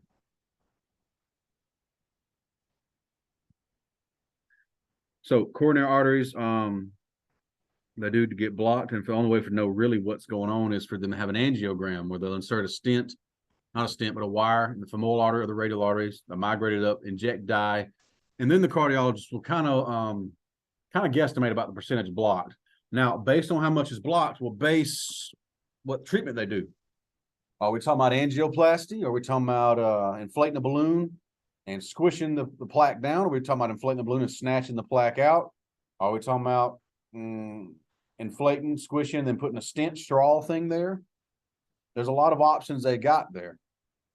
So that all depends on what vessels, how many vessels, what level of occlusion we have going on. Depends on the type of clot and how much it is and stuff, but yes. So it's just a little straw thing with a whole artery. You push it out, or you just take it and put it out. So you ever had to clean the shower drain out from your girlfriend or wife living with you? Yes. Same thing. They snake it. Yeah. The snake thing goes through the clot or the hairball, and you pull it out.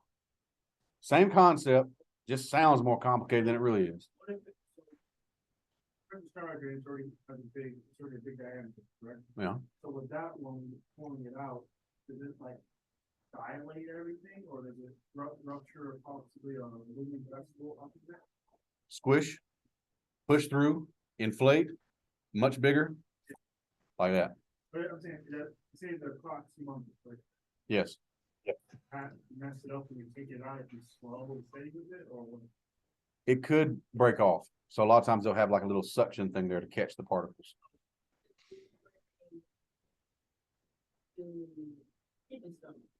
Okay, yeah. That works too. Is it possible to have a transmural MI where the entire thickness of the myocardium is destroyed? Why, yes, thanks for asking. You can have a heart attack so bad that the entire heart is just dead and dying. So that also follows the occlusion of the coronary arteries, tissues died and developed. But as you can imagine, let's say you have a clot over here in the right coronary artery. That right side starts to die. The left side will probably not be far behind it. Unless reperfusion occurs. Now, what is reperfusion? Return of circulation. We get the clot out of the way. We get blood flow back to where it's supposed to go. So that is what we're looking for. Reperfusion. You have nothing in your ambulance or fire truck that can save this patient's life. You can buy them time only. But aspirin, it stops the clot from getting bigger. It's not going to break what's already there. Yeah, we don't want to give them aspirin if they got GI issues. Then again, though, what kind of GI issues? Do you have an active bleeding ulcer, or does it just make your tummy a little rumbly? Because I would rather it. Yes, sir. Very much so. Looks like you did your homework. There's a method to the madness. Pain. Repetition, embarrassment. Suffering incarnate. So if we don't get that blockage unblocked or establish blood flow around it, we're going to have a patient that will, just suddenly die. So let's talk about this. 3 options we have.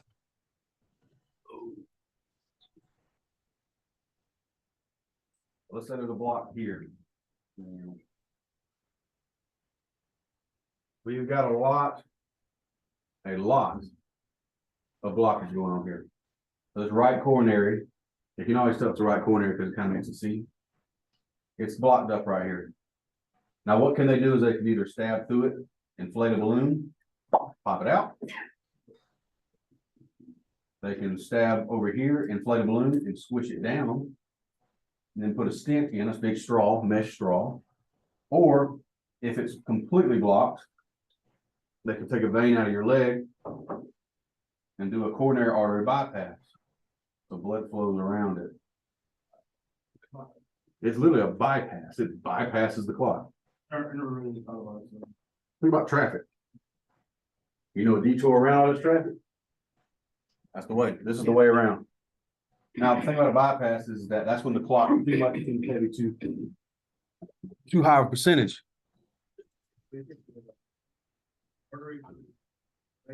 Just a vein. Now you got more. The thing about these little veins and arteries is that the body tries to compensate. So we have collateral circulation that will kick up. What does that mean? It means that an anastomosis will form. Remember reading that in your book? Tell me about it. It tries to maintain homeostasis. So let's say I got a clot here, little microcirculation, little veins and stuff will start forming around it.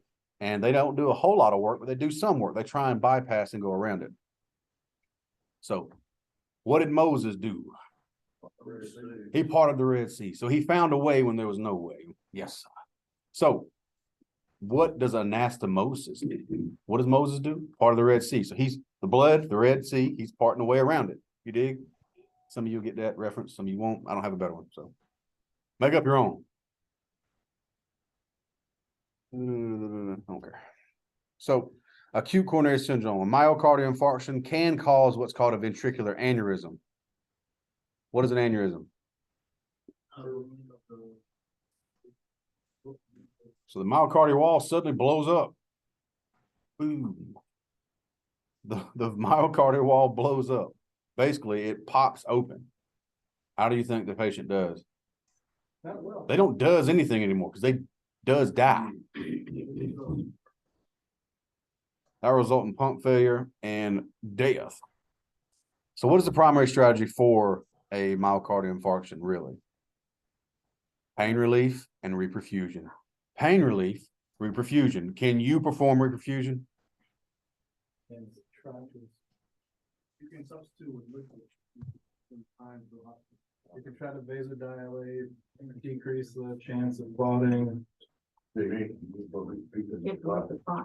you move the clot? No. Can you squish the clot? So what is your role in this? Point A, point B. 10 minutes or less on scene, 12 leave within 3 minutes, 3 to 5 minutes, rolling towards a cath lab. In the meantime, you can deal with pain relief. Why would I want to deal with pain relief? Because if they are in pain, it could increase their heart rate, or increase myocardial demand. Very good. I take away the pain, heart rate comes down. Heart rate comes down, heart requires less oxygen. Patient doesn't have the infarct get worse. What about the medics that don't treat chest pain for the pain component? Heart rate stays up, it demands more oxygen, more heart is damaged. It will extend the infarct.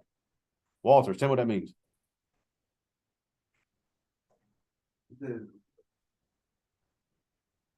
Welcome back. Could you repeat that, sir? Yes.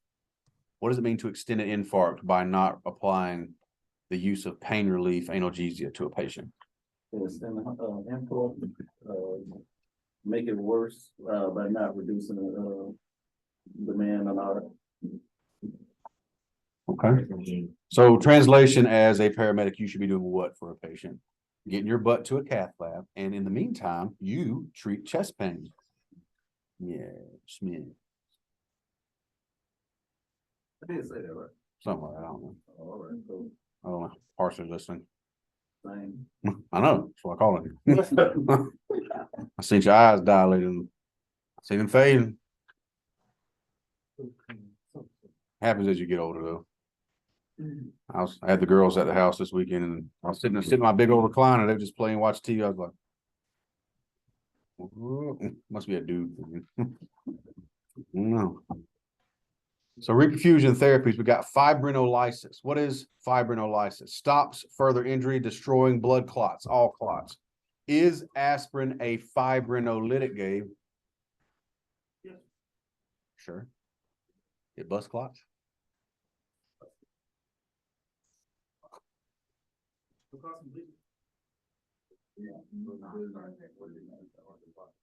Lysis means to bust, to break, to tear down. Fibrinolysis is to break clots. Does aspirin break clots? Does it stop them from getting bigger, though? That's what you mean. Do patients that receive aspirin earlier have a 25% higher chance of not dying? Yes. Yep. ESO did a study.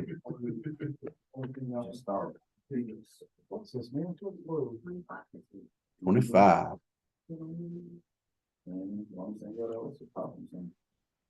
Tell me about PCI, cardiac catheterization. So teams are allowed to, and they measure this time frame. I think a good door to balloon time is like 90 minutes. So time matters. Time is tissue. The faster they get into the cath lab, sooner that they can be reperfused and life can go on. So a good door to balloon time, because they have to prep the patient, prep the lab, have the team called in. The sooner you do what? Hey, I'm going to go ahead and activate a stimulus. Activate the stimulus. What if you're wrong? Oh, well, I'd rather call the stimulus and be wrong about it than the patient not get the care they need as fast as possible, because time is tissue. Lifetime x-ray ready to go. That's right. Also, they need the call volume. The cath lab needs the call volume. Also, if you've ever, harder to deal with in the city, obviously, but in South Georgia, air evac and air methods and flight EMS, the helicopters are a big deal.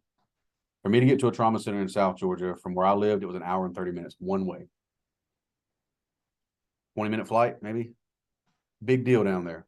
But because they only run, like in Macon County, 4,000 calls a year compared to y'all's 244,000, you know, the volume's hard to keep there. So if you had anytime that we could call air evac and activate them, that justified their station being close to us.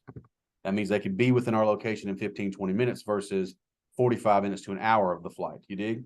So same concept is to justification for the cath lab's existence is also the same justification for having a base by you. When I left Americus and moved up here 8 years ago, there was not a station close by. There was one in Cordele, but that's again 20-minute flight. Now there is one sitting at Phoebe Sumter Hospital in Americus, Georgia. A whole area vac station right there in front of the hospital with a helipad and everything. Because they were able to justify the use of it. Matter of fact, if I heard motorcycle anything, get me a bird in the air. Anything bad that I knew needed to fly out. Possible stroke, bird in the air. You know why? Because St. Francis, the only stroke center down there, is an hour away from me.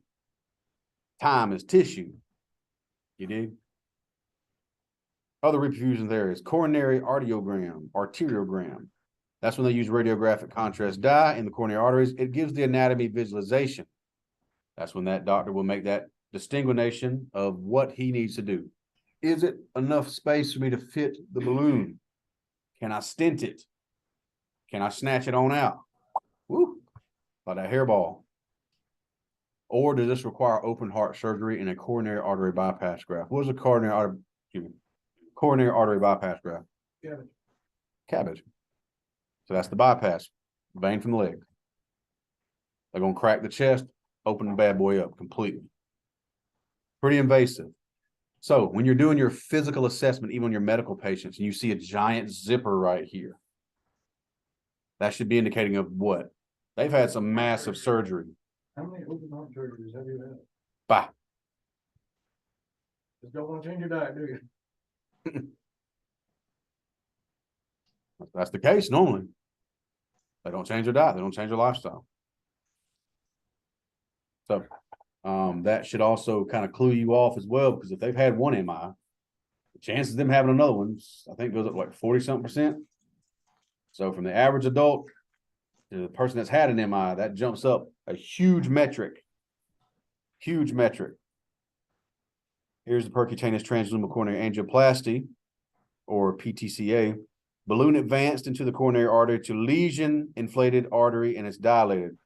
So it stabs into it, inflates a balloon, squishes it down.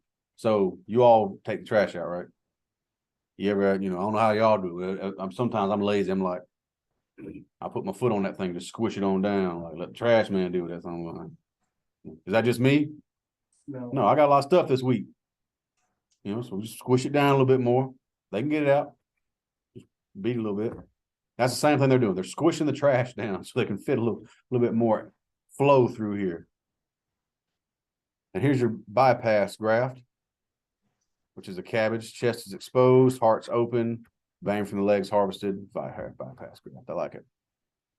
So signs of ischemia or pathological Q waves indicate the need for rapid transport. Analyze the rhythm. Time is the most important thing. If you get stuck on the way to the hospital. If you're freaking out, freak out on the way to the hospital. If you don't know what to do that on the way to the hospital. Does that make sense? Yeah. At the end of the day, they need a cath lab. You're saving their life by getting them out of that situation. Yes. So what's that slide for that number? 472. So your management should include the monofona protocol. That is standard across the board. Now, other services, even a few in Georgia, have a few slight variations. So we'll say monofona first, and then we'll talk about everybody else's stuff, okay?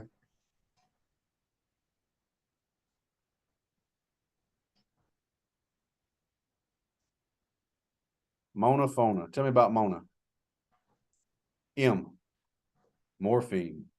O, oxygen, nitro, aspirin. Thank you. Plus one. For me. So using morphine, I'm getting to it. So some services are still using morphine. Like I think y'all still carry it for some reason. Yeah. Why? You don't even know, do you? Well, it's a hemodynamic property, plus it causes vasodilation, which could be beneficial in the sense of. Could be detrimental too. increase- Yeah, but it could be good to have a vasodilation to try to increase blood flow while also taking. What's the nitro for then? Also causing vasodilation, Why is the morphine causing vasodilation? relaxation of the muscles. Histamine release too.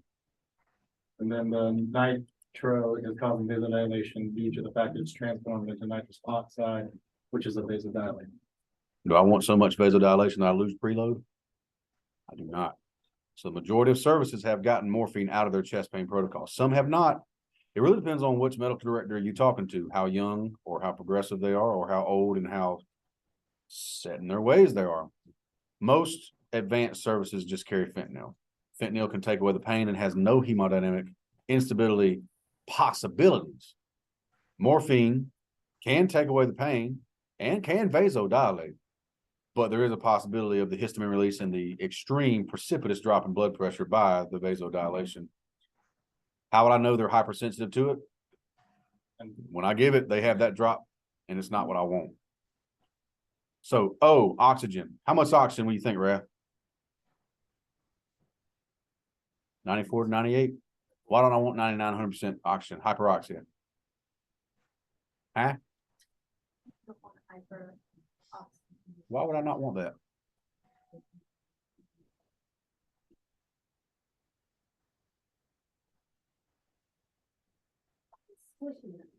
Yes, it's going to vasoconstrict everything. So I don't want that. Because if I've already got a clot in one area and I squish everything down around that clot, I have less blood flow to my heart. I will make the infarct worse. Nitro, what's it doing? Dilating the coronary artery, but also decreasing the workload in the heart. Hopefully increasing the supply for oxygen to that thing. And aspirin, as we know, is going to do what? Stop the clots from getting bigger. It's a platelet aggregator inhibitor. Is it a fibrinolytic? Are you sure, Gabe? Yeah. Okay.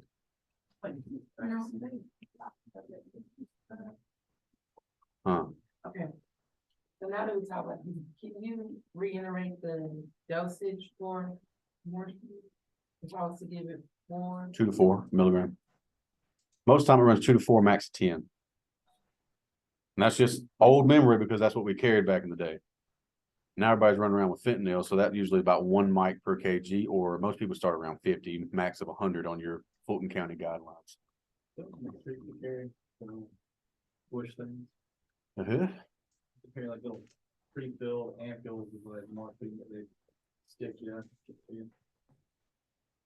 I remember drawing it every time. I don't remember a squish thing. I remember like a wrist eject that you could twist on to the thing and like inject that way. So management still aspirin, nitro, morphine, fentanyl, Plavix. Why Plavix? What is Plavix? It's another platelet aggregation inhibitor. What is heparin? Part of the blood thinner and Blood thinner. prevents clots. Prevents clots. Might be necessary for a chest pain patient. But beta blockers. Make the heart unable to increase, causing decreased workload of the heart. Just for blood pressure. So it could assist with blood pressure, but also it allows the heart rate, it forces the heart rate to slow down. Contractility decreases, so the heart's demand. Relax, bro. The max dose of heparin in pre-hospital. Only ones that I know carried are Metro Atlanta. What was that last slide? Like the slide number? That's all I need. 74, 474. So management also plan to quickly provide defibrillation, cardioversion, or transcutaneous pacing. So a lot of cardiovascular emergencies could be due to an arrhythmia. How do you fix those arrhythmias? You either have to defibrillate, cardiovert, pace, something. As a medic student, you really should never say the word shock. Why? It could mean a host of things.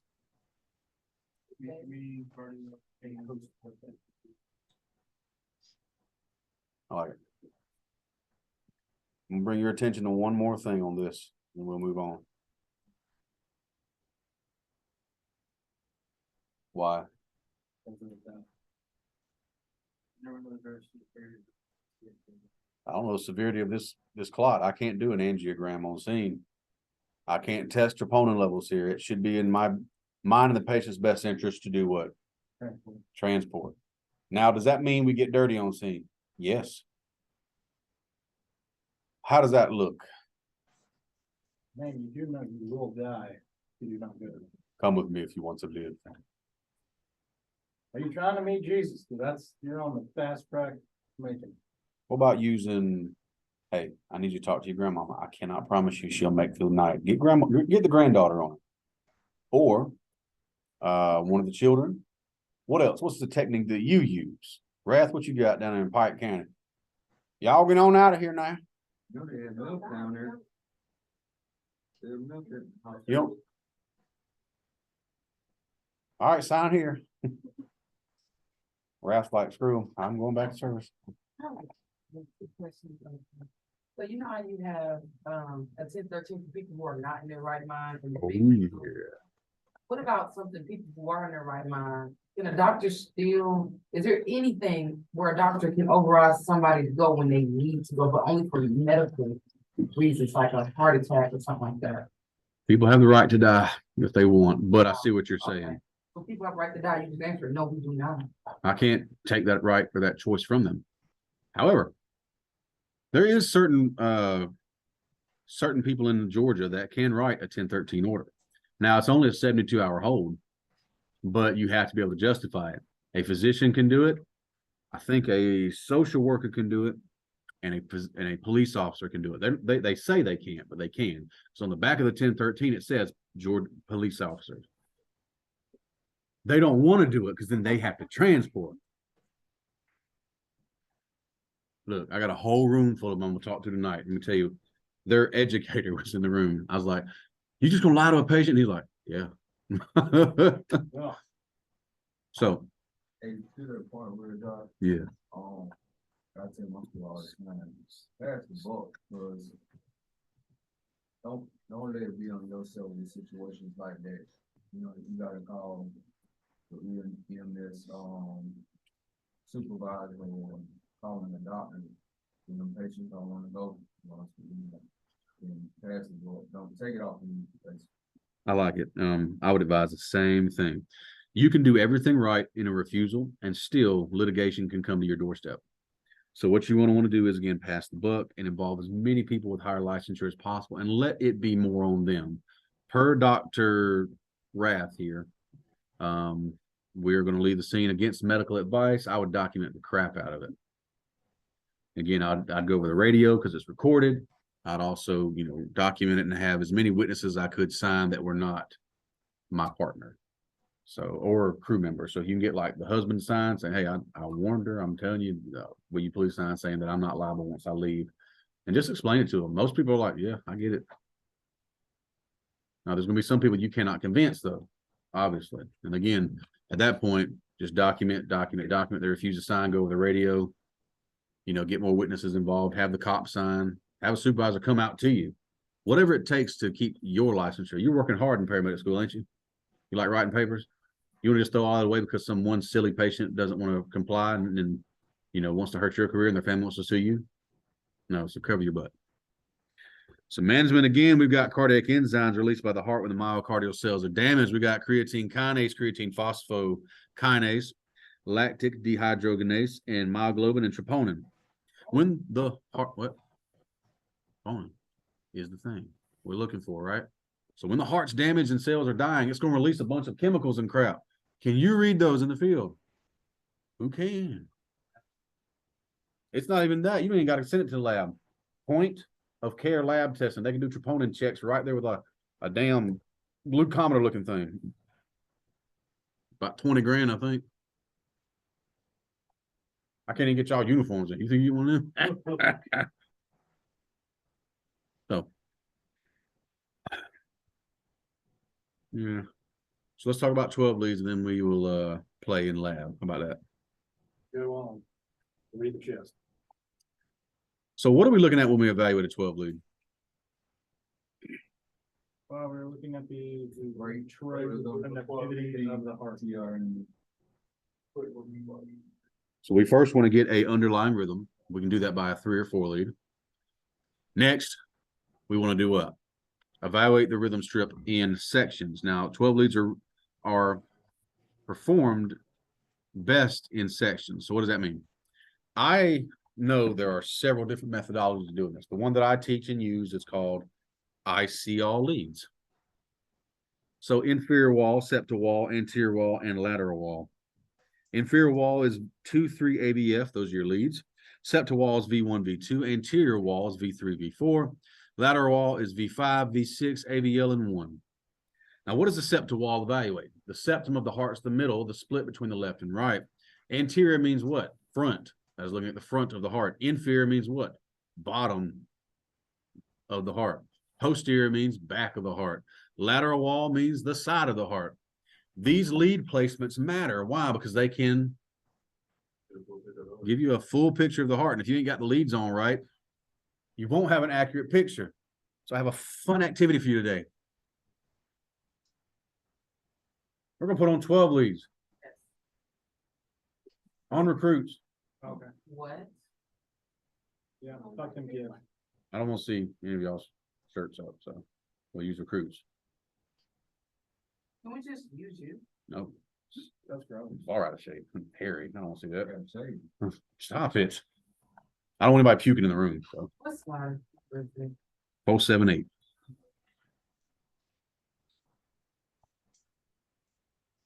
So another look at that.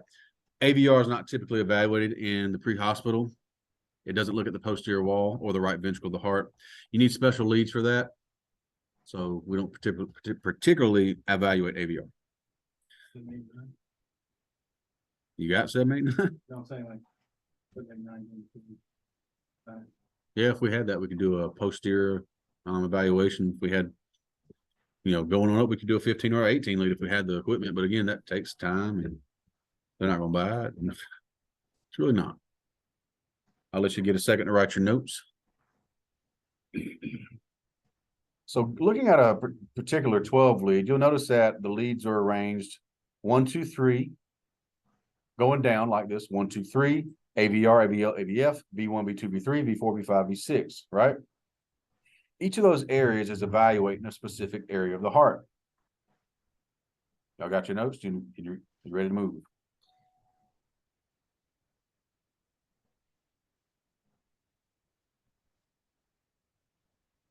I see all leads. I'll be honest with you, when I was in my clinical third rides for paramedic school, I would write that on the back of every 12 lead I did. I see all leads, and I'd write out that thing every time. is there a way to get on the monitor? Is there a way to get a longer, more time on each one of those things? Because they only print out maybe like 2 or 3 seconds.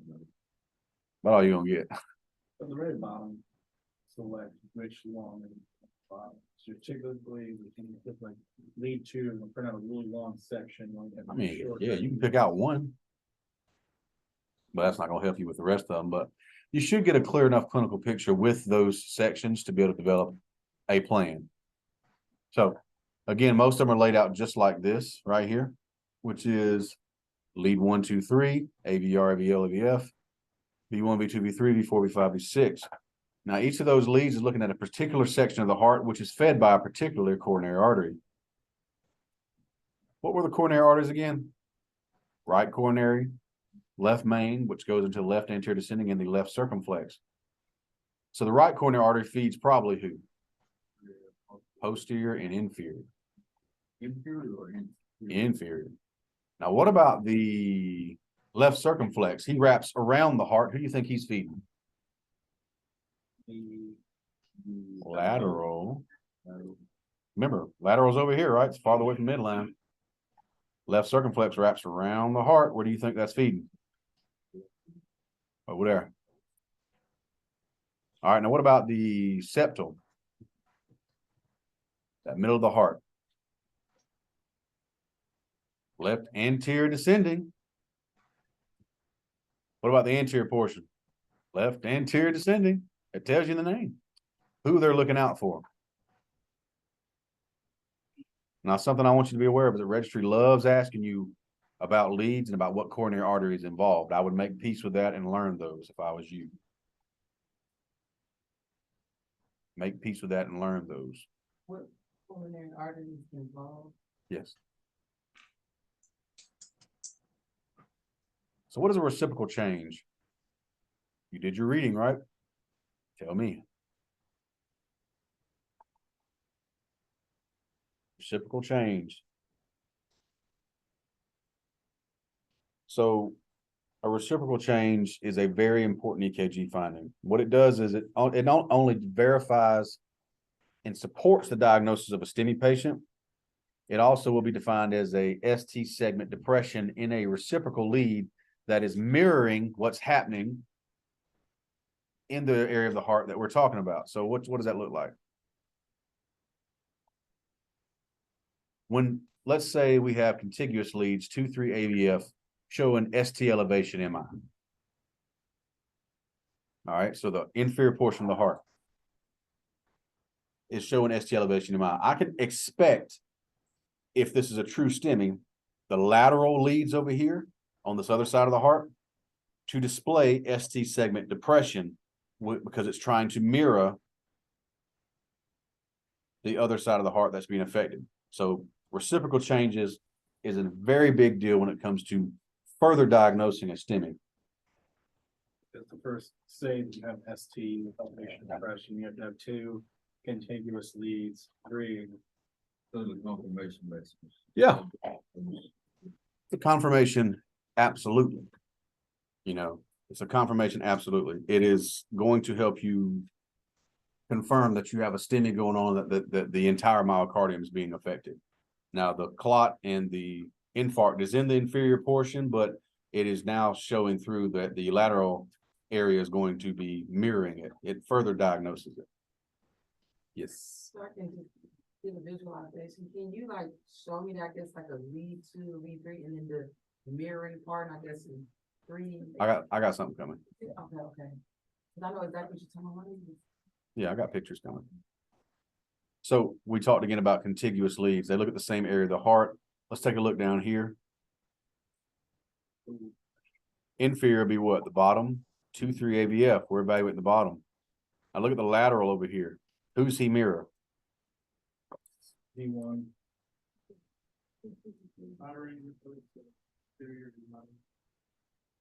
So inferior and lateral mirror each other there across the board. So what does contiguous mean? Looks at the same area of the heart. So the same area would include 2-3 AVF, be inferior. Septal, BV1, B2, anterior, BV3, B4. What about lateral? B5, B6. And 1 in AVL. So if I got just 2 of these bad boys saying there's elevation, I probably got that kind of wall involvement. Can you have several walls involved? Can you have an anterior septal MI? About an inferior lateral? Yes, yes, yes. Yes to all. So AVR leads right ventricle into the cell. So Mhm. why don't we use that? Because the data can be corrupted.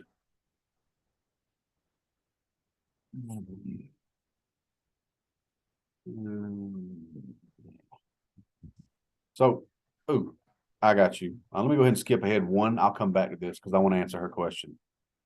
There, What slide is that? 483. So when we're talking about a right coronary involvement. Now, AVR is typically used for posterior wall, but again, we're not doing all of that over there. But if we do have involvement from the RCA, we can pretty much say the posterior artery is involved as well. So leads 2, 3, AVF, look at what portion of the heart. Inferior, that artery involved would be who? Right coronary. All right, not bad. V1, V2 evaluates what area of the heart? Right ventricle. Septum. I see all these. The septum of the heart. So V1, V2 is evaluating the septum. The septum's the one that divides the heart in the middle. Where's my heart at? Right on here. You have random. I'm gonna use the old one. Oh, So the septum divides left from right here. Where's V1 and V2 go at? Oh no. Right there. It's evaluating that middle part of the heart. V3, V4, evaluate the front part of the heart. So that's all gonna be looking at the left anterior descending. Left anterior descending is coming down right here. The right coronary is coming down over here. The circumflex is wrapping around over here. Does that make sense?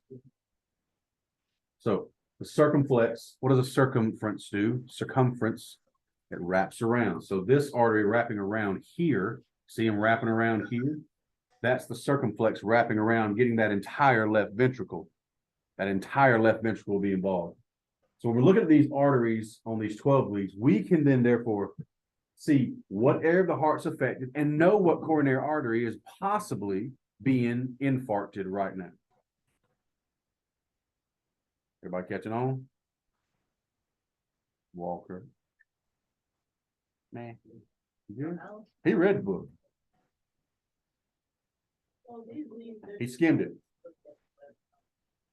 I can't hear you, Vaughn. The way the lead was positioned, the left side, not the right one. Most likely, yeah. The right side's evaluated only by the inferior portion. That's just the lower part of that. We don't typically evaluate the right side very much. What's most important is the blood output, right? Yes, output. All right, how we doing? Feeling good?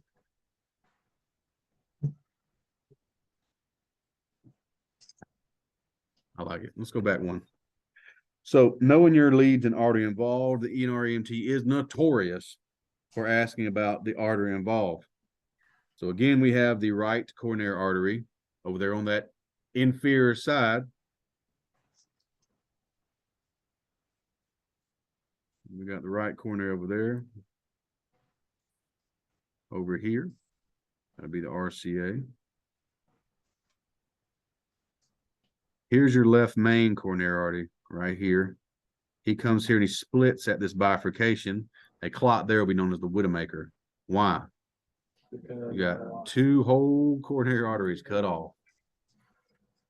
So here's our left anterior descending. So left on the left side, anterior front descending, it goes down.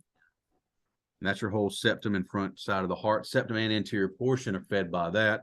Then your left circumflex is over here doing what? Wrapping around the corner. So your lateral leads are fed by that bad boy.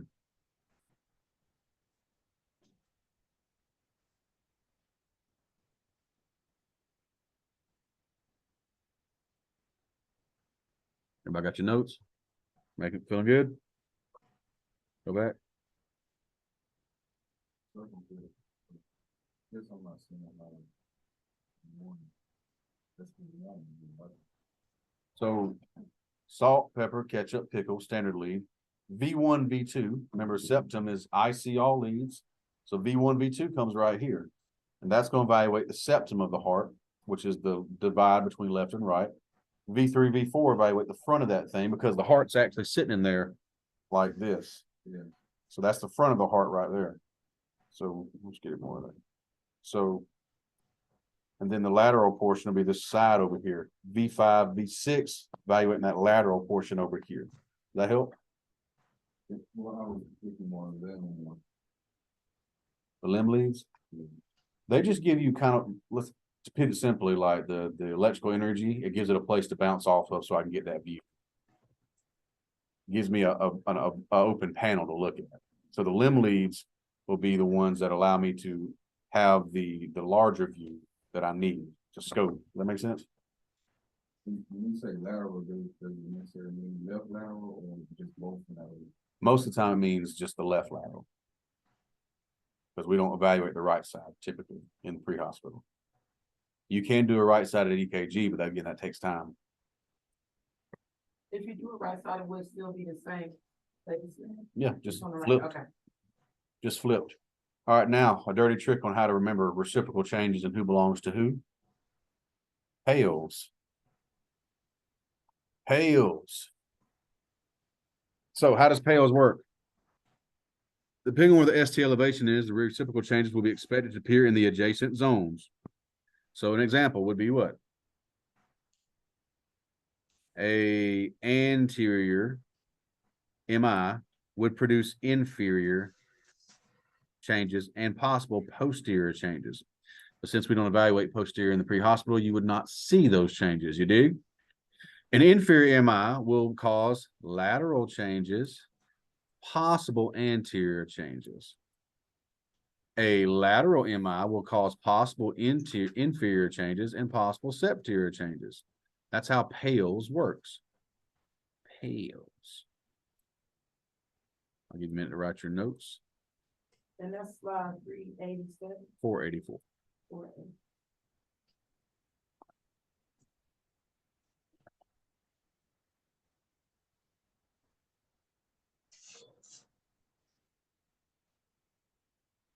484.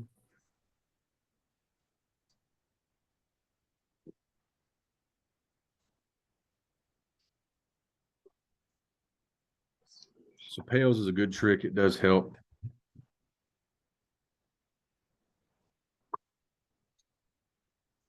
Helps you recognize reciprocal changes. Now, what are reciprocal changes doing for me? Not. Very good. Come on. They're confirming my ST elevation and my STEMI. Very good. Now, is every ST elevation that we see caused by an MI? Well, how do I remember that? How about leaps times 2? Ready? Okay. So these are only for ST elevation. Yes. All right, go back. There we go. All right, leaps times 2. So what does that mean? We have the mnemonic leaps to help us remember that they're not all ST elevation comes from myocardial ischemia. It could be from a left ventricular hypertrophy, a left bundle branch block, early repolarization, or a bunch of epinephrine. Aneurysm in the left ventricle can cause it, thoracic aorta, pericarditis, potassium, shock, defibrillation, sepsis. All these can cause ST elevation. It's good to be a good detective on scene and find out the who, the what, the when, the why. That way you're not making mistakes. But again, if somebody says chest pain and they've got ST elevation, I can't really check for their potassium levels, you know. So if they say chest pain, run it as a chest pain until proven otherwise. Sound good? Lovely. All right, tell me about heart failure.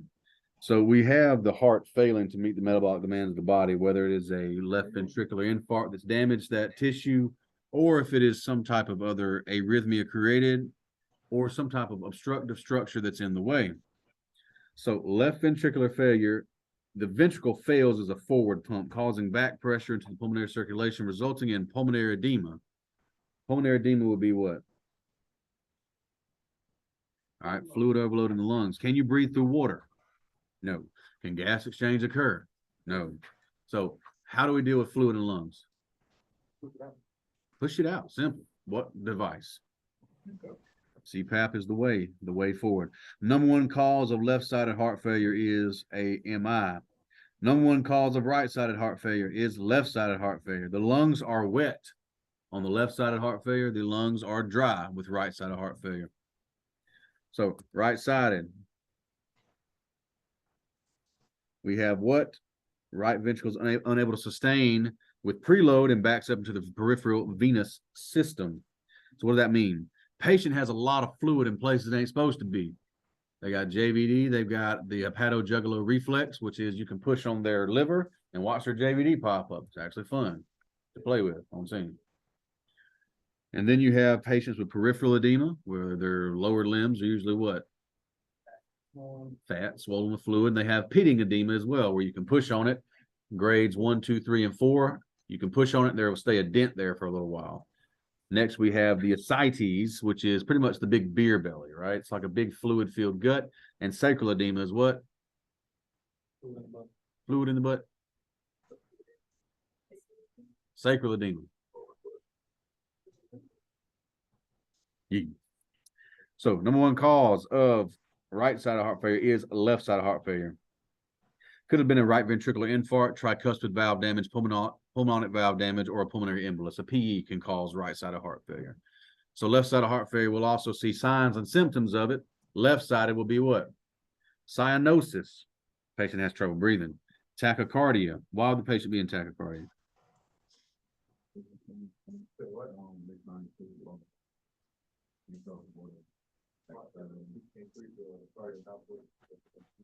Okay, very good. So the body will try and compensate for the lack of mobility to meet the demands of the body. So the first thing it'll do is what? It'll kick up that heart rate to try and make up for it. Very good.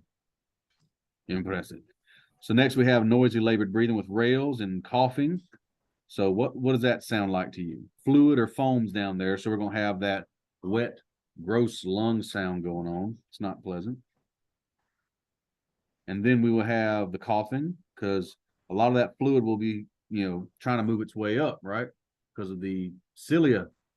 There is foreign debris down here. Your body's going to try and bring it up. When it hits that carina area, that's where your cough reflex is. You'll be motivated to remove it once that cough reflex hits. A lot of it's blood tinged or pink and frothy. Why is that? The blood gas barrier is being over pressurized, causing the blood to be pressed into the lungs.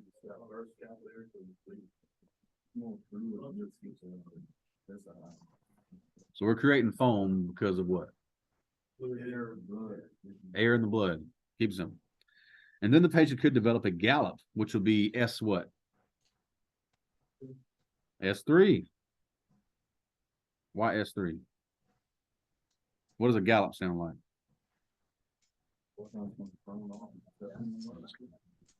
All right. Love dub. Gallop. They'll have that extra little thing in there. That's usually a sign of heart failure, congestive heart failure. Could be a normal finding in someone that is very athletic and in shape. So a PE can also cause a right-sided heart failure. So congestive heart failure, the heart's reduced stroke volume causes overload of fluid in other body tissues. We got the edema, pulmonary edema mainly, sacral ascites, and the MI is normally the culprit that causes that, but also pulmonary hypertension and cardiomegaly. What is cardiomegaly? Enlarged heart. Cardio, heart, megaly, big. It's all good. It's all good. We got an enlarged heart. What is the number one cause of an enlarged heart? How about uncontrolled hypertension? They're non-compliant with their medication, so that hypertension does what? You push against a greater weight for a length of time, you will get a larger size to that muscle. So they develop cardiomegaly from what? Uncontrolled hypertension. How are we treating heart failure? Let's talk about it. ABCs, of course, focus on the chief complaint. Use the OPQRST mnemonic to see if there's any kind of other information you can glean from this subject. Look for signs of pulmonary edema and paroxysmal nocturnal dyspnea. What is that, Vaughn?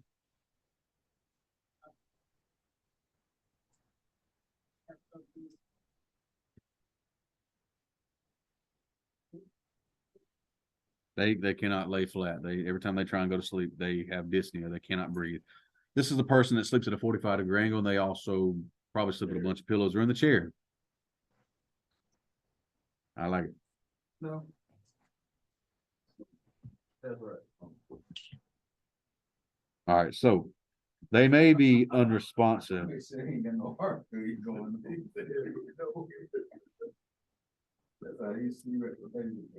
the chair? I don't want to check on it.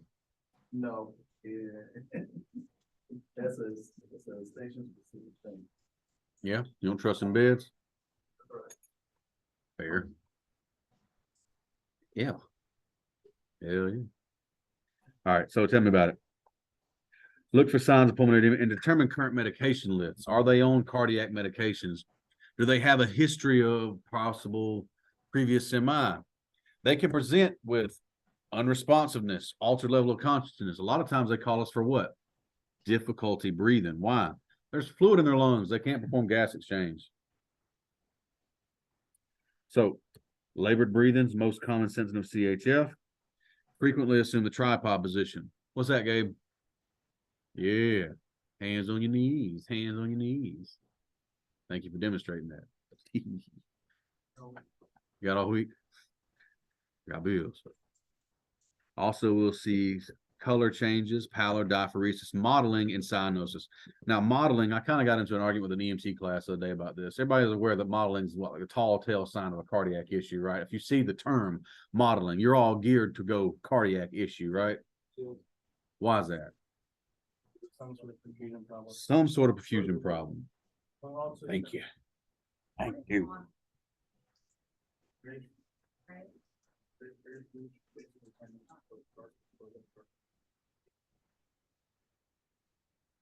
So we're going to look for signs of edema. This also means you got to do a goddamn full physical assessment. I know, I say that a lot, but until it sticks, I'm going to keep throwing these darts, okay? Do a full assessment. That's how you find pitting edema. That's how you find open septic wounds. That's how you find insulin pumps. How many have changed their treatment modalities and actually started looking for patients and doing physical assessments on even medical patients? None of you, right? So I will keep on this soapbox, you lazy bastards. Thanks. The appearance of a pulsus paradoxus could mean that there is pressure trapped in the chest. So that means when you're taking a blood pressure, it can suddenly drop by 10 to 20 when they take a breath in. The pulse or the blood pressure will by 10 to 20 millimeters of mercury. All right, and pulsus alternans, they have a weak and strong pulse alternation. Again, that's because they have exhibited signs of a heart failure. So what do you not want to do? Do not have that patient exert themselves. Don't have them walk to the stretcher. However, is there a time and a place for that? Yes. I can't become a patient. Let me tell you something. I love you, and I'm glad to be here with you. But you know what I really love doing? I love being a paramedic. I enjoy it. I love being out in the mix of things. Something about my ADHD required that chaos and that constant stimulation. It put me at peace. Don't know why. Here I am. But too many Superman moves, and as some of you can probably guess, you know, when you're the bigger guy on scene, everybody expects you to do everything, right? Like, you're the big guy. You come on, man. That is how I have hurt back. I can still do the thing, but I have to do it with a little bit of pain now. I was smart enough and lucky enough to not have real bad pain and stuff. But you've seen these old firemen, these older paramedics that are just busted and disgusted, right? If you haven't, I invite you to the Jekyll Island's EMS conference this year. It's mainly for educators, but there's a partition wall there's a whole track over there for just providers. There's educators and providers. It's for both. And you can see some of these dinosaurs walking around with their canes. Like they're hurt. So be smart. Don't have a patient exert themselves, but also don't break your back. Know your limits. Call for help. Call for backup. Because here's what I remember. I remember being at, I think it was Allen Temple area somewhere. There's some apartment complex. There's nothing but stairs, no elevator. Patients on the like top floor, about 450. You know what I'm saying? And what's that? They never stay on the bottom. Never stay on the bottom floor. So here's what we're looking at.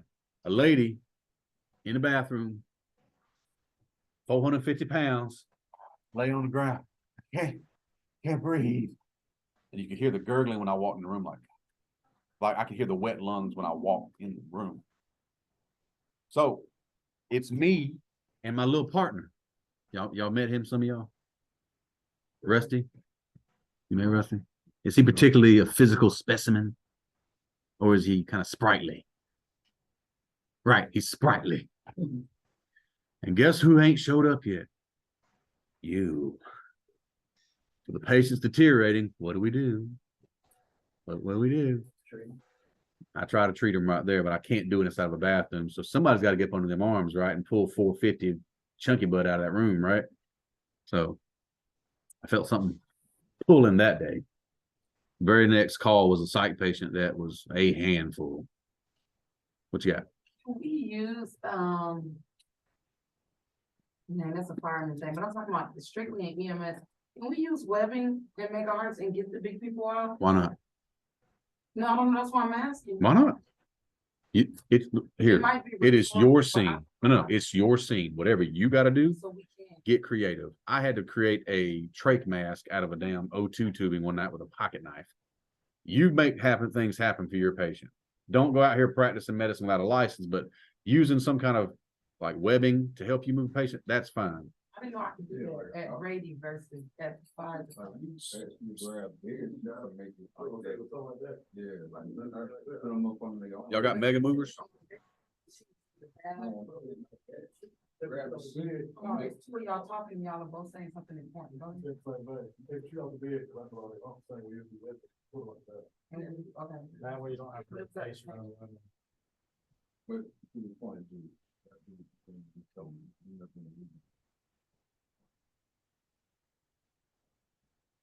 We've taken bed sheets too. You know, none of y'all got the mega mover? We got the well mover. But it's easier when it's already up under them. Do you agree? It's easier when it's already up under them versus they're not having any. They got to put, help, put on and help, on another help. I'm not saying we use one of them. Most of the sheets, but the mechanism, yeah. Always nice, some of the schools come out of it. Yeah, we need 5 of them. Here's 1. Maybe. Are you talking about sugar? Yes. So whatever you gotta do, to make some crap happen, like on scene, it is better sometimes to ask for forgiveness and permission. If you've got to make a mega mover or do something to get something done, do it. At the end of the day, you are a patient advocate, and as long as you ain't breaking no laws, you keep it legal, moral, and ethical, and you can explain why you did something. I can promise you, like the current administration at Grady, like Scott, he'll understand. Any questions about any of that? So treat me some heart failure. Do not exert them unless you are, about to kill yourself. Treat the symptoms. Don't let them lie flat. So you need to put them up at a high Fowler's usually.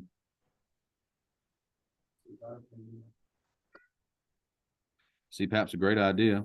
Apply all monitors. Why the nitro?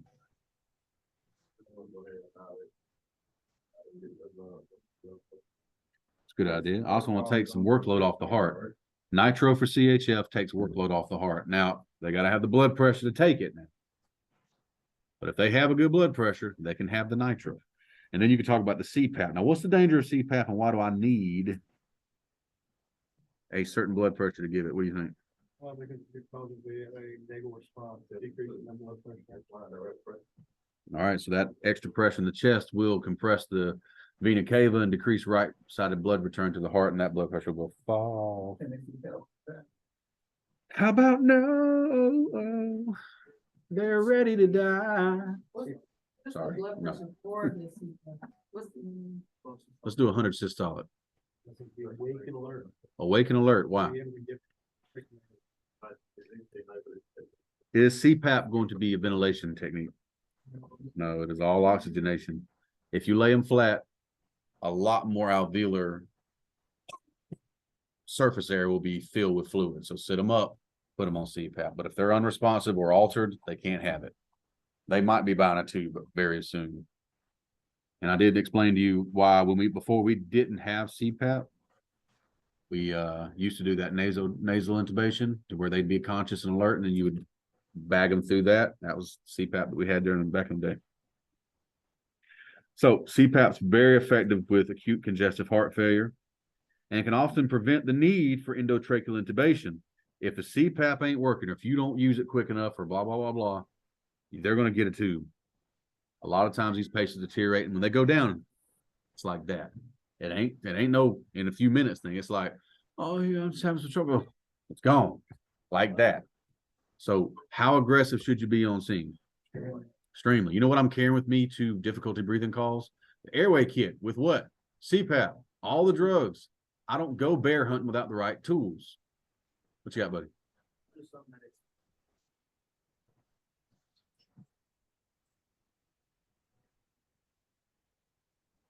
I can't really use. Why do some medics come on scene after you've done all the right stuff and then redo it on scene instead of transporting and monitoring? That's poor medicing. Poor paramedic. You know what?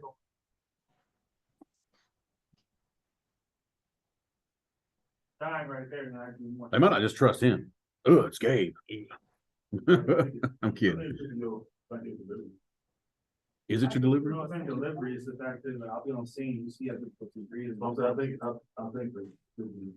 like delivery, because anytime I agree, I kind of meet them, tell them, and they're like, all right, they're gonna turn around, and I'll be, well, unless I say, hey, I need to take them out, and then at the time, like, put together, talk like, what it's talking about, and they tell them that, I know this thing, it was like, I worked in that time, but he wanted to stay longer, I'm like, just don't think it's really good. So I don't do mine. They ready to go. They ready to blow up. I already got it ready. Just come on with credit. So how should this relationship be? We are cogs in an EMS system. First responders, you, and the EMS transport units, which would be of the Grady of our area, right? In my mind, depending on how long you've been there, if you've had time to do all the right stuff, I should be doing a continuation of care. And I should be transporting, monitoring for any kind of deterioration or improvement. So for me, I think that it'd be wonderful to come on scene and see all the stuff done. I just continue to care. But that's not normally the case. Normally I got to start from scratch, even though somebody's been there for 20 minutes. But some, hey man, some people, hey, not my people do it. I'll tell them everything.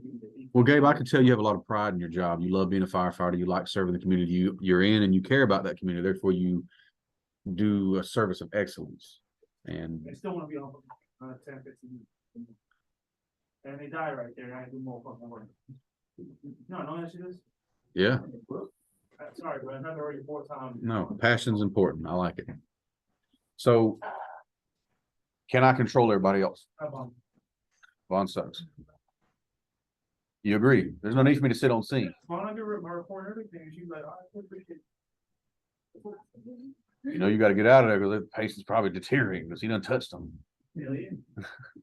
So, there's a lot of things I wish I could change, right? Like, I've told y'all kind of quite a few horror stories about when I worked in Atlanta for the years I did on the Grady bus, and then how terrible you were. But I've also heard from you sometimes where Grady dropped the ball, because they have. It is what it is. I can't control other people, but as for me and my house, as for me and you, we can perform and have a standard of excellence to where when you're the transporting mech, you can show up, see all the right stuff done, and start rolling. Get that good report and move on. Where if you're the first responder and I go pick up a shift once in a blue moon, I pick up from Chris Knott out there, and guess what? He done did all the right stuff. I'm just going to pick it up and carry it on. It would be the best thing possible that if you were there for 15, 20 minutes, that you take all the fun from the paramedic that's transporting. It's not taking the work from them. The patient is who deserves that. The work has to be done either way. But you should take the fun from the paramedic where he just has to monitor, transport, and keep that guy alive till we can get him to the hospital. That is the goal. That's real stewardship of our zone and our community. No offense to any of you, but the best firefighters I ever saw and worked with were from South Georgia, and they were from all over the county, different walks of life, but this was their community. This was their home. That was their neighbor's house. They cared about it. They were invested. It wasn't just a job. You know why a lot of people come work in Atlanta at Grady or Atlanta Fire? They want to run the big fires. They want that job resume boost. I work at Atlanta Fire. I fight what you fear. I got blinky lights on my truck. You want a date later? Uh-oh, there he is. How about they come to Grady? I'll be right with you. We got people from Alabama, North Georgia, Blairsville, driving all the way down here to work at Grady. You know why? You can tube somebody 3 times a night.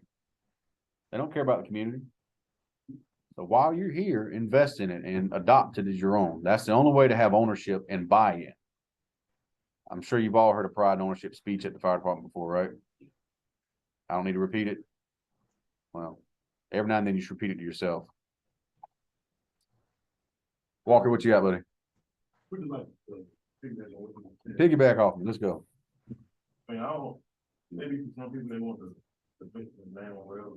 But I feel like people in smaller towns, smaller communities, a lot of those guys volunteer to do that work. Absolutely. So like skinny, so you know they care because they actually have other career fields and pay the bills. They just doing it because they like it. And I tell people all the time when they complain about the pay, and tell me you should be grateful for how much you pay. Like, well, if you love the job so much, you do it for free. Woo, that's a good one. You know, that shows how much you love something. Like, you know, like you say, well, I love cutting hair. But if you love cutting hair, you'll say that's free. Right. So you love me a pay. I'm just telling you what to do. So I think that contributes to a lot. You know what I'm saying? Like, It absolutely does. you know, you might like what you don't love enough to do it for free. Especially that's what it is. Well, I mean, for what they pay us, they might almost free. I started off as a volunteer myself, and it was a lot of fun. But again, you're waking up at 3 a.m, you're not being paid for it.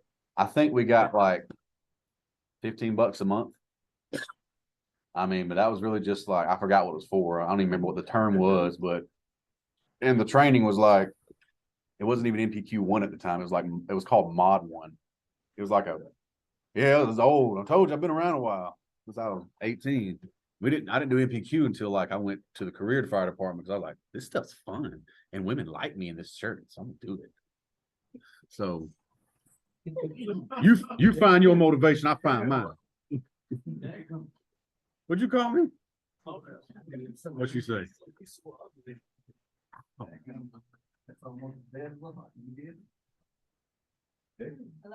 No, you don't. Well, that hurts. Round is a shape, see? Some women like this roundness, this chonkiness. Call me Moto. I like them big. I like them. You ain't got kids? Cardiac tamponade. No, I don't want to talk to you anymore now. You're gonna call me ugly. Just said it matter. Well, I'm gonna take your notebook, put it on top of the refrigerator. You would have seen nothing. All right, so you was talking about something.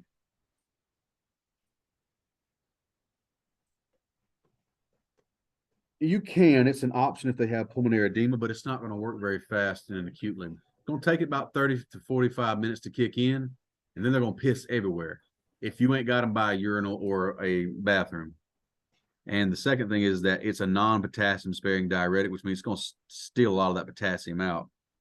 So you ain't got a way to give them potassium, and who knows if it's going to cause any kind of arrhythmias or metabolic disturbances. A lot of services just got rid of it because it's just the risk is great and the reward is small. But I'd say if you got like a long transport, it's an option to think about.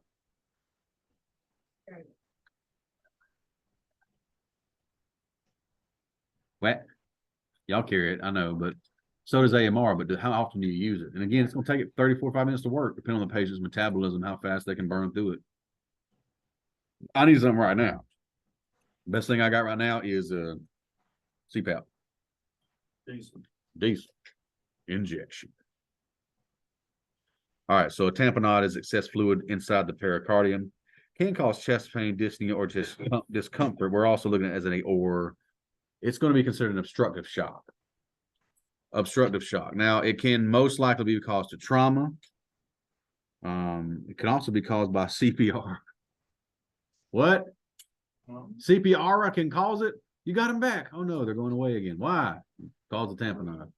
Pressure is crushing the heart. So it can be an infusion of air, pus, serum, blood, or any combination of the four. So they are going to be in danger of that. Most common time to see it, though, is in a traumatic response.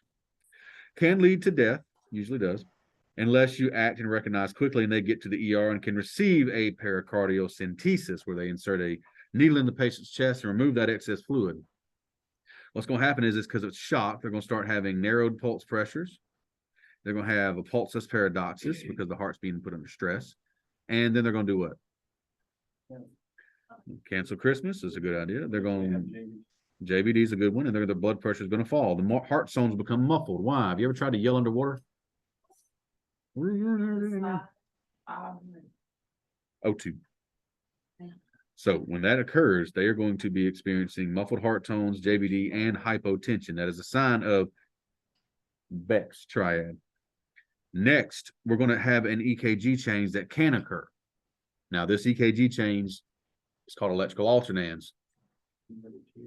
So we're going to have sometimes, they're going to have repolarization issues because of the compression put on the heart, but also alternating amplitudes. Because why? That bioelectric activity is being impeded by compression by that fluid or pus or whatever serum is compressing the heart. So electrical alternans is a sign, EKG sign of pericardial tamponade.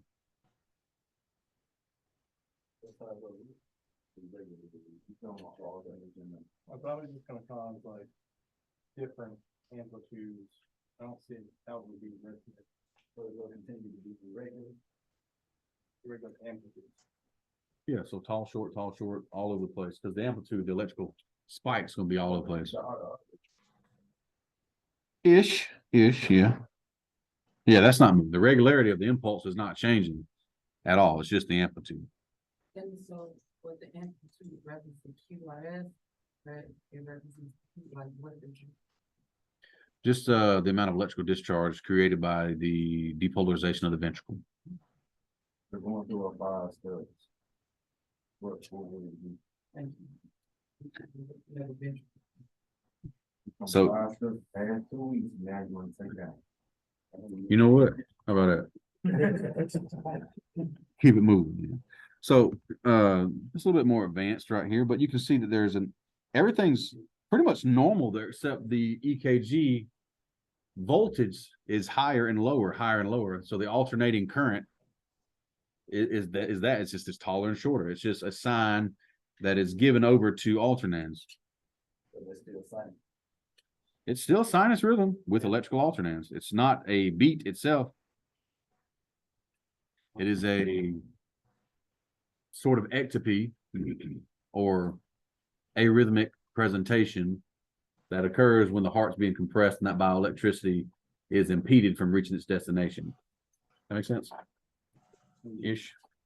Oh, wait, I'm trying to get in your brain. So the only thing I see that is up and down is the actual QR. That's it. It's the only difference. Spiky, tall, spiky, short, spiky, tall. It's still PQRST, PQRST. That's it. Beck's triad. Triple threat. Yep. 3Ds. Distant heart tones, distended jugular vein, and decreased arterial blood pressure. Oh, yeah.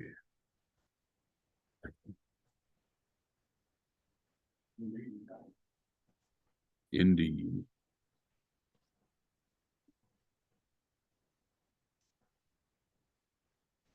All right, so tell me about it. What are you doing? Rapid transport. You know why? Because the therapy needed is a pericardicentesis, and you can't do anything about it. What can you do? A slight fluid bolus will improve cardiac output, but only temporarily. Tell me about that. So we're talking about Starling's law again kicking in.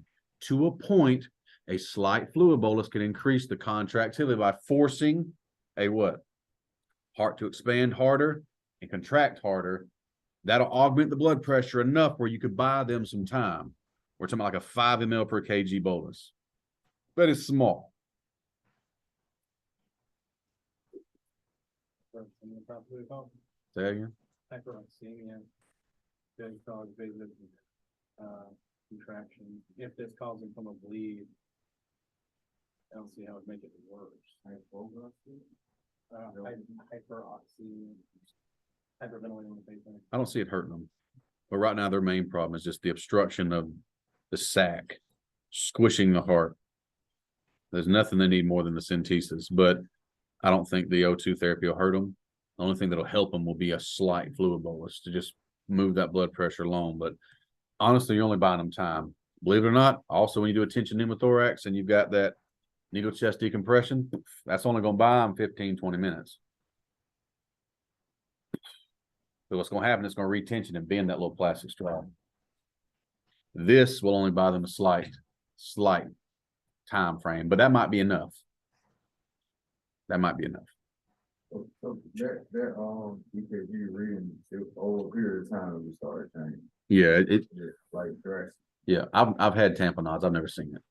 It would be a later sign. I feel like I could be wrong, but I've never seen it. And this is 504, right? Or 504. So you never seen all these. I told it everybody. It would be like the onset. Yeah. What you would see, what you just showed. Yes, sir. But it's all over registers. I've never seen it in real life though. And that's in 14 years of being a paramedic. I don't even count the EMT years. I was a hammer. Woo! We've been buddies. You gonna mess something up? Hell yeah. You go cow tipping? Hell yeah. All right, so tell me about hypertension. High blood pressure. So some people can actually enter a hypertensive emergency. What does that mean? Like, I mean, if their blood pressure gets so high for a long period of time, sustained could cause the breakage of clot, leading to a stroke or. Okay, so the blood pressure being elevated for that long, poor controlled, untreated, whatever, it can cause the pressure to increase and cause end target organ change and damage. Why? Well, think about, let's look at a kidney. Pretend this is a kidney, all right? And the kidney's getting a flow of, blood here. And it's doing its job and what it's supposed to do. It's filtering the blood and blah, blah, blah. The system isn't designed for high pressure for a long period of time. Over time, it would damage the internal components of said kidney. You dig? Does that make sense, everybody? Cool. So the organs are not meant to be under high pressure for a long period of time. So with the hypertensive crisis, it could also cause left ventricular failure because, again, hypertrophy or whatever is when we got to pump against a lot higher force. It creates hypertrophy. The left ventricle will enlarge. Then we can have pulmonary edema and stroke, preeclampsia, eclampsia. So what's the signs and symptoms we're looking at? We got a headache, nausea, vomiting, blurred vision, shortness of breath, chest pain, epistaxis, which is a fancy word for what? Nosebleed, and vertigo. I'm dizzy. So these are signs and symptoms of a hypertensive emergency. Do you treat blood pressure in the field in Georgia? No. What do they do in the ER? Give them a diuretic, Possibly some type of beta blocker or calcium channel blocker, maybe a Klonopin, something that's going to knock that thing the hell down. My uncle, he lives at my mom's house at the beach. Great guy, but he terrible drug addict. Also, he's got high blood pressure. You know what he doesn't do? Take his medicine. You know what he does all the time? Has headaches. You know what he went to ER for a little while back? Acute kidney failure. You know why? High blood pressure. It's uncontrolled. It's damaging his kidneys. But of course, he's so smart that you can tell him nothing. He knows everything. I'll be fine. Them doctors don't know what they're doing. They tried to stick a tube up my hoo-ha. Okay, whatever, man. So, I'm sure you can all think of family members that are too stubborn to listen to reason. What does he know? He only went to school for 12 years. Whatever. Okay. All right, the systolic blood pressure. Anything over 160 and over 60 over 90. In the Atlanta area, that goes up a little bit. We allow for a 180 over 120 to be before it's considered hypertensive. What does the cab say? What do y'all call hypertension?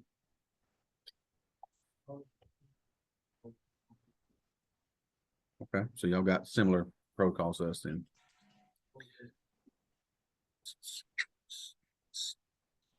I can dig it.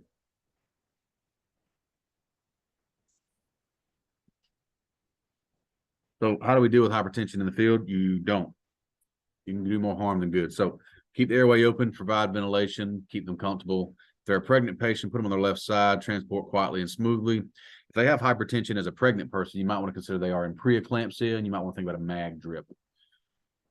So if they got a headache, visual disturbances, they got high blood pressure, they're pregnant, obviously pregnant, third trimester pregnant, probably in preeclampsia. You might want to throw a mag drip on them so they don't go into eclampsia and start to seize. More on that later in OB. But that is your protocol. What do you want, Vaughn? What? You can still have preeclampsia and eclampsia postpartum. My ex-wife did. After the baby was born, we had to go back to the hospital for 3 days so she can stay on a mag drip. It was not pleasant. I ate lots of sushi though. There's a sushi place downstairs. Delicious. Piedmont Henry. Let's do it. But yeah, even after the baby's gone, they still have an increased blood volume.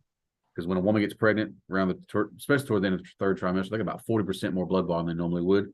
Sometimes that extra contents can cause hypertension.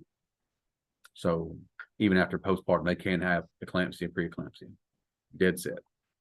Personal experience on that one. All right. Where's Baker when you need him? I got cardiogenic shock today. So tell me about it. Severe form of pump failure. What makes it shock? Hypoperfusion. All right, so it could be just a CHF exacerbation until blood pressure falls. Now we're looking at shock, hypoperfusion, severe pump failure, and it's a shock that remains after existing arrhythmias, hypovolemia, altered vascular tone have been corrected. Cardiogenic shock. Usually happens after an MI, maybe acute or progressive. So causes could be what? Tension pneumothorax can cause that, cardiac tamponade, pulmonary embolism, prosthetic valve malfunction. What is that? stent, cabbage, or some type of other like, let's say they've had a aortic valve replacement with a mechanical valve, pig valve, cadaverous valve, something like that has failed. What'd you say? No, this is not working.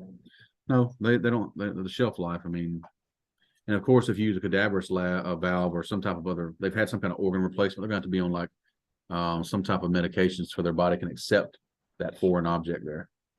Make sense? So like there's a girl in the Forsyth 911, she had a liver transplant. She has to take medications every day so her body doesn't reject the liver. She had a disease called Wilson's terminal, something like that. She has a twin sister. They both had to have liver transplants at like 20. Love it. All right. So the body does try and compensate by increasing contractile force. A lot of this is an end-stage disease. It will kill patients and keep them from, being alive. Most often seen in geriatrics, most often caused by myocardial infarction. So they develop a shock, look to and pale, cool, clammy skin, tachypnea, breathing fast. They also, a lot of times, will have the wet lung sounds. How do you deal with it? Well, there's an underlying cause to this. Treat the underlying problem. Was it CHF? Was it a tension pneumo? Was it an arrhythmia thing? Which one was the problem? Pre-hospital treatment is CPAP and adequate oxygenation. What if the patient doesn't have a blood pressure to support CPAP? What's that? Oh, you. Yeah. No, I can't because I'm ugly, right? So what are you going to do about it? Oppressor. Oppressor. Very good. That's a paramedic answer. I almost expected one. Good job, Martin.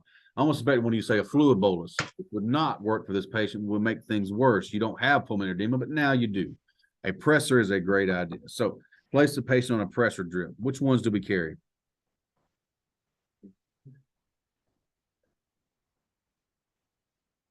Dopamine, epidrip, or norepinephrine drip.